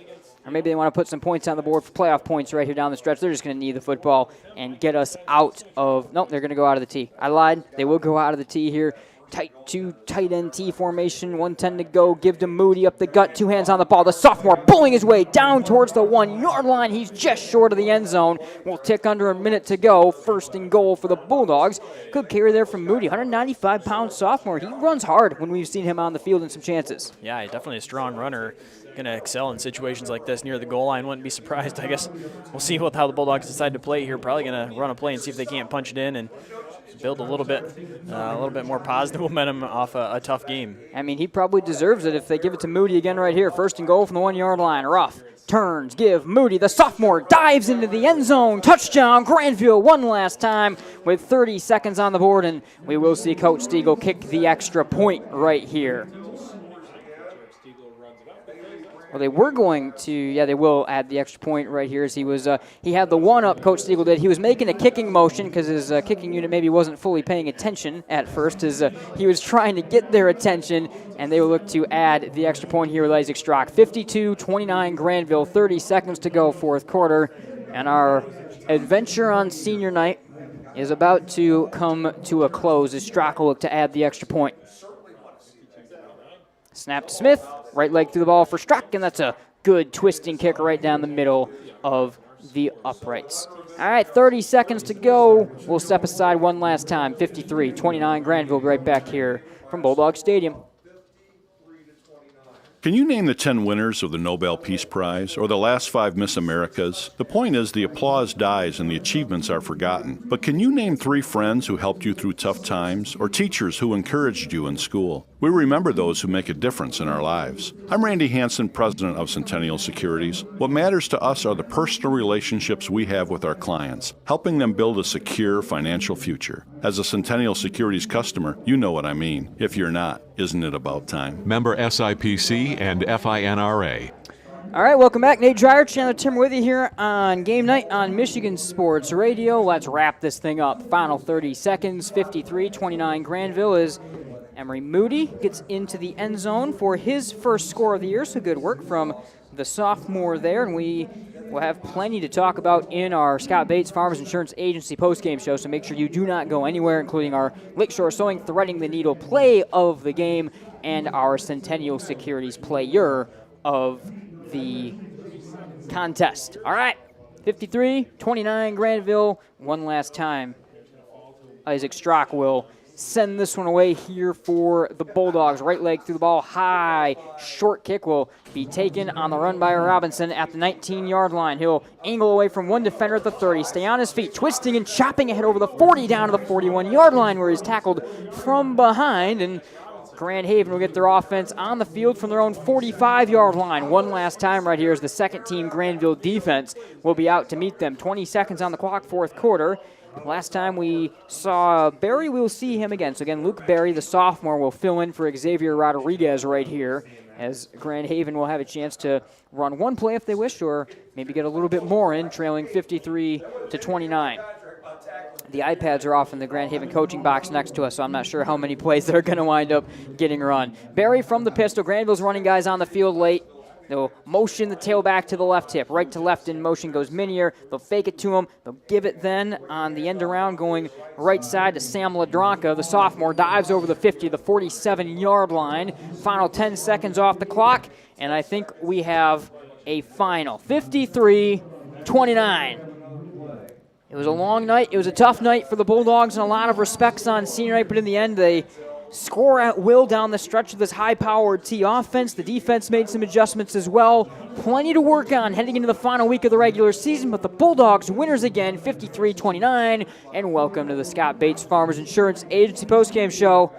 All right, we made it. I mean, just kind of give us the first overview. There's some good, there's some bad. There's a lot to learn. The fireworks go off over top of Bulldog Stadium, Chandler, as the regular season at least here wraps up. We'll see what happens next week in terms of if the Bulldogs return here. In all likelihood, they will have at least one more game here at Bulldog Stadium based on what all happens. But, man, wrap this one up for us because there's a lot good, a lot bad to come out of this one on the senior night win, and still a relatively big win, 53-29. Yeah, a bit of mixed emotions coming out of this one, is obviously getting the win the most important thing, and on senior night, a huge way to send off your seniors here if this is the last home game. So, I mean, you have to feel good about that, but at the same time, a little bit more of a battle than maybe expected coming in. This Grand Haven team put up a pretty good fight for a team that only has one win, and so they were able to overcome that, but I think definitely a lot of things that as they start to focus in on East Kentwood next week, and then the playoffs after that, they're going to have to clean up. EK, by the way, just scored again. They go up 29-20 over Hudsonville, so it looks like the Eagles' playoff hopes are about to evaporate. And now East Kentwood and Grandville's matchup next week getting that much more interesting if the Falcons do hang on and win this game, because now you're talking, kind of a head-to-head matchup, some interesting playoff points math to do right there as well. In all likelihood, there really isn't much that East Kentwood can do to be able to pass Grandville still, but you never quite know the way things may go. All right, a lot to break down still. 53-29 Grandville over Grand Haven. Do not go anywhere. We'll be right back on the Scott Bates Farmers Insurance Agency postgame show. We'll have some stats, and we've got some awards to hand out as well. We'll be right back here from Bulldog Stadium. Are you looking for a new career? Aetna Supply is hiring. Aetna Supply is Michigan's #1 plumber wholesaler, servicing local customers for over 50 years. They offer great benefits, a 401k with company match, quarterly bonuses, and no Sundays. Once again, check them out at aetnasupply.com/careers or click on their logo on the Michigan Sports Radio homepage. Bowling is a great time that combines great friends, football, and bowling. Compete against your friends or family, throwing a football at 10 real bowling pins. You can bring in your own food, or they have a pair of 45-foot bars featuring soft drinks and adult beverages. Visit bowlingwarehouse.com, Grand Rapids, to reserve your lanes.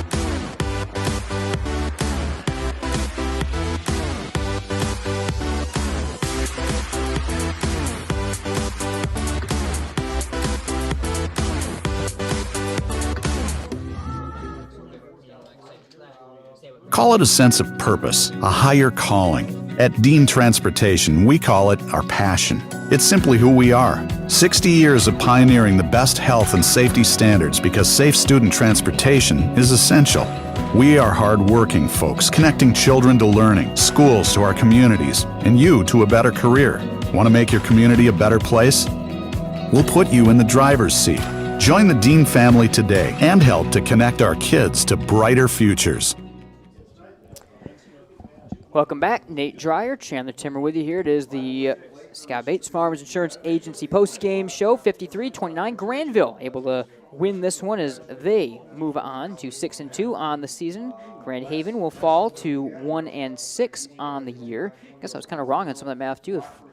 If East Kentwood wins, they get themselves to 5 wins. They absolutely could be right in there with a head-to-head, maybe the same record as the Bulldogs next week. And we'll break down all what is coming up next week in our final segment of this post-game show. All right, let's quickly roll through another very long scoring recap from the second half. Just quickly, Rodriguez had a 1-yard touchdown run for Grand Haven. Sadinsky had a 6-yard touchdown run for Granville. Then Kopko in the third quarter followed it with a 19-yard touchdown run of his own, 38-21 Granville after 3. Jayden Terry had a 1-yard run. Emery Moody had a 1-yard run for Granville. Rodriguez found Crenstra for 70 yards in the middle of that. That makes your final score 53-29. Stats, then awards, CT. All right, yes, pretty big numbers. We'll start with Grand Haven. Rodriguez, the very impressive sophomore, 252 passing yards and over 101 yards on the ground. Poole had 50 yards with a couple touchdowns, 108 receiving yards, and Cornstra with 95, most of which came on that long touchdown. Some of the big numbers that stood out there for the Bulldogs. Carson Smith, 112 passing yards, along with 56 rushing yards. Jayden Terry led the Bulldogs on the ground, 139 rushing yards. Sadinsky with 42, Kopko 35, and then Moody with 12 there on a touchdown late in the game. LaCroix, 105 receiving yards and a touchdown. Sadinsky, 1 catch for 7 yards. All right. Centennial Securities player of the game. It's the freshman. It's the tank, Jayden Terry, with another player of the game. He had a couple of touchdowns and a lot of yards. Yeah, he sure did. Had multiple plays of 20-plus yards along with some goal line carries where he was able to punch it in the end zone. The full display of what he's become throughout the season on display. Yeah, absolutely. And our Lakeshore Sewing threading the needle play of the game. Make sure you visit lakeshoresewing.com for more details on all of their different services. And also make sure you mention to Brian Collins you heard about Lakeshore Sewing while listening to Michigan Sports Radio. All right, a lot of different options, but I think the one standout was the one that put Grandville up 14-7 at the end of the first quarter. It was a 68-yard strike, nearly 70-yard strike from Carson Smith to Braden LaCroix. Those two show off their connection one more time. They did it later in the game as well. Yeah, they've been a fantastic connection throughout the course of the season for the Bulldogs. They've been running the football effectively, able to then run the play-action pass, take the top off the defense there. LaCroix able to get behind him. Nice throw over the top from Carson Smith. We've seen that connection on pretty much that exact same play a couple times. When the defense isn't ready for the play-action pass, it can be a huge play for the Bulldogs offense. All right, 53-29, Grandville takes down Grand Haven. We're going to step aside one last time on the Scott Bates Farmers Insurance Agency post-game show. When we come back, what's up next week? Tailgate Report, where you can find Granville's broadcast, what we're up to at Hackley Stadium, much more to look forward to. Don't go anywhere. We will wrap things up right after this. Hello, West Michigan sports fans. I am Mark Kimball. I'm president of the Grand Rapids Sports Hall of Fame. This is our 50th year, and in our 50th year, we like to sit around and chat about all the great things that have happened in the world of sports in our community. I need your help in helping me remember which of those athletes, teams, and events were the most important or the most fun for you to participate in. We're running a series of surveys that are asking for your input in identifying your favorite sporting event over the last 50 years. Some of my favorite events were the very first Whitecaps game or the very first Hoops game. What were your favorite events? And then I like to think about who are the best athletes that we've seen in the last 50 years, both from a female and a male perspective. And finally, tell me who your favorite team is and what they accomplished over the last 50 years. The sinister cries haunted Mary through the night.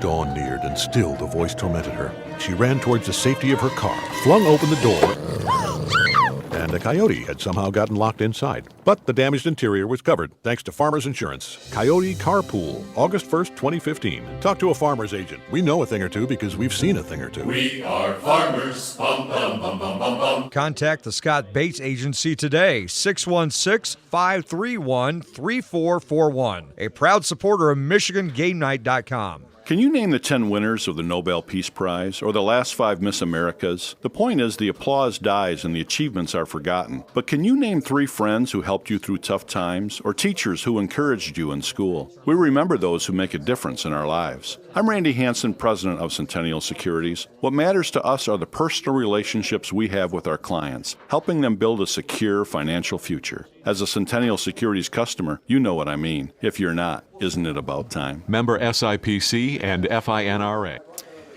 Scott Bates Farmers Insurance Agency post-game show, 53-29 Grandville over Grand Haven. And a lot, as of course we said from this one, what is up next week? First off, Michigan Game Night YouTube page, Tuesday or Wednesday it comes out. Last week it was going to be Tuesday, but then it deleted. It's a long story. But I uploaded it to the wrong YouTube account, and it was a whole problem. But it's up middle of the week. We have a lot to break down this week, Chandler, because a couple different things you may want to listen to if you're a Grandville Bulldogs fan. Exclusively, they've got a really interesting matchup at East Kentwood, and the plan is that Joey Sutherland and company will have the coverage from EK. I mean, first off, talk about that matchup. It's going to be interesting. I mean, you're looking at maybe 2-3 seed based on what happens at the West Ottawa game, because now it really does come down to West Ottawa, Grand Rapids Union. It could be the battle for a 2-3 seed. It very possibly might be back-to-back weeks. These teams are seeing each other. East Kentwood's good. They're athletic. I mean, Coach Kimbrough's team is interesting this year, and the way that they beat looks like on their way to beating Hudsonville tonight as well. Like, that's a tough matchup. I think it's probably not quite the matchup we first thought it would be at the start of the year, because not necessarily because the Bulldogs are worse than we thought they were, but because these Kentwood teams have been so solid. Yeah, the Falcons have been impressive and put themselves in a really good spot where, they set up a matchup next week and almost kind of an additional playoff game. I mean, both teams are in the playoffs at this point, but in terms of seeding there, and both teams desperately going to want that one as they finish up the regular season. But, yeah, Falcons team that's played some great defense, have started to find some offense as well, beating a good Hudsonville team here tonight, and so trying to tack one more win for each of these schools. Where can you find your favorite broadcast team? Well, we are going to be at Hackley Stadium is the plan of if something changes with the Grandville East Kentwood broadcast, that may change this as well. But the plan is we're going to be at Hackley Stadium for Motor Stores and Muskegon. We've already reached out. We're already getting our spot there because you know how crowded it is and what you're going to find there each and every year for this matchup. But Muskegon Motor Stores, tell me how excited you are about that game. 2 offenses I love to cover, 2 teams I love to cover. It's going to be a lot of fun. Yeah, I think it could be a great game. I mean, when you're talking about perennial powers like that, rivalry game like that, Week 9 in the regular season, should definitely be some fireworks, and looking forward to see that one in person. All right, I think that'll do it. I'm going to get out of here now. This was a long night for sure, and there's a lot of good, a lot of bad that I think each of these teams, or Grandville at least, is going to take from this one, and we'll have to see what they can do. But at the end of the day, the positive is they find a win, 53-29. They score 50-plus points again, despite everything that may have happened, and they stay winning. Grandville goes to 6-2 on the season. 1 game left in the regular season. We'll see everyone on the Tailgate Report middle of next week. For Chandler Timmer, my name is Nate Dreyer. Signing off. We'll see everyone next week.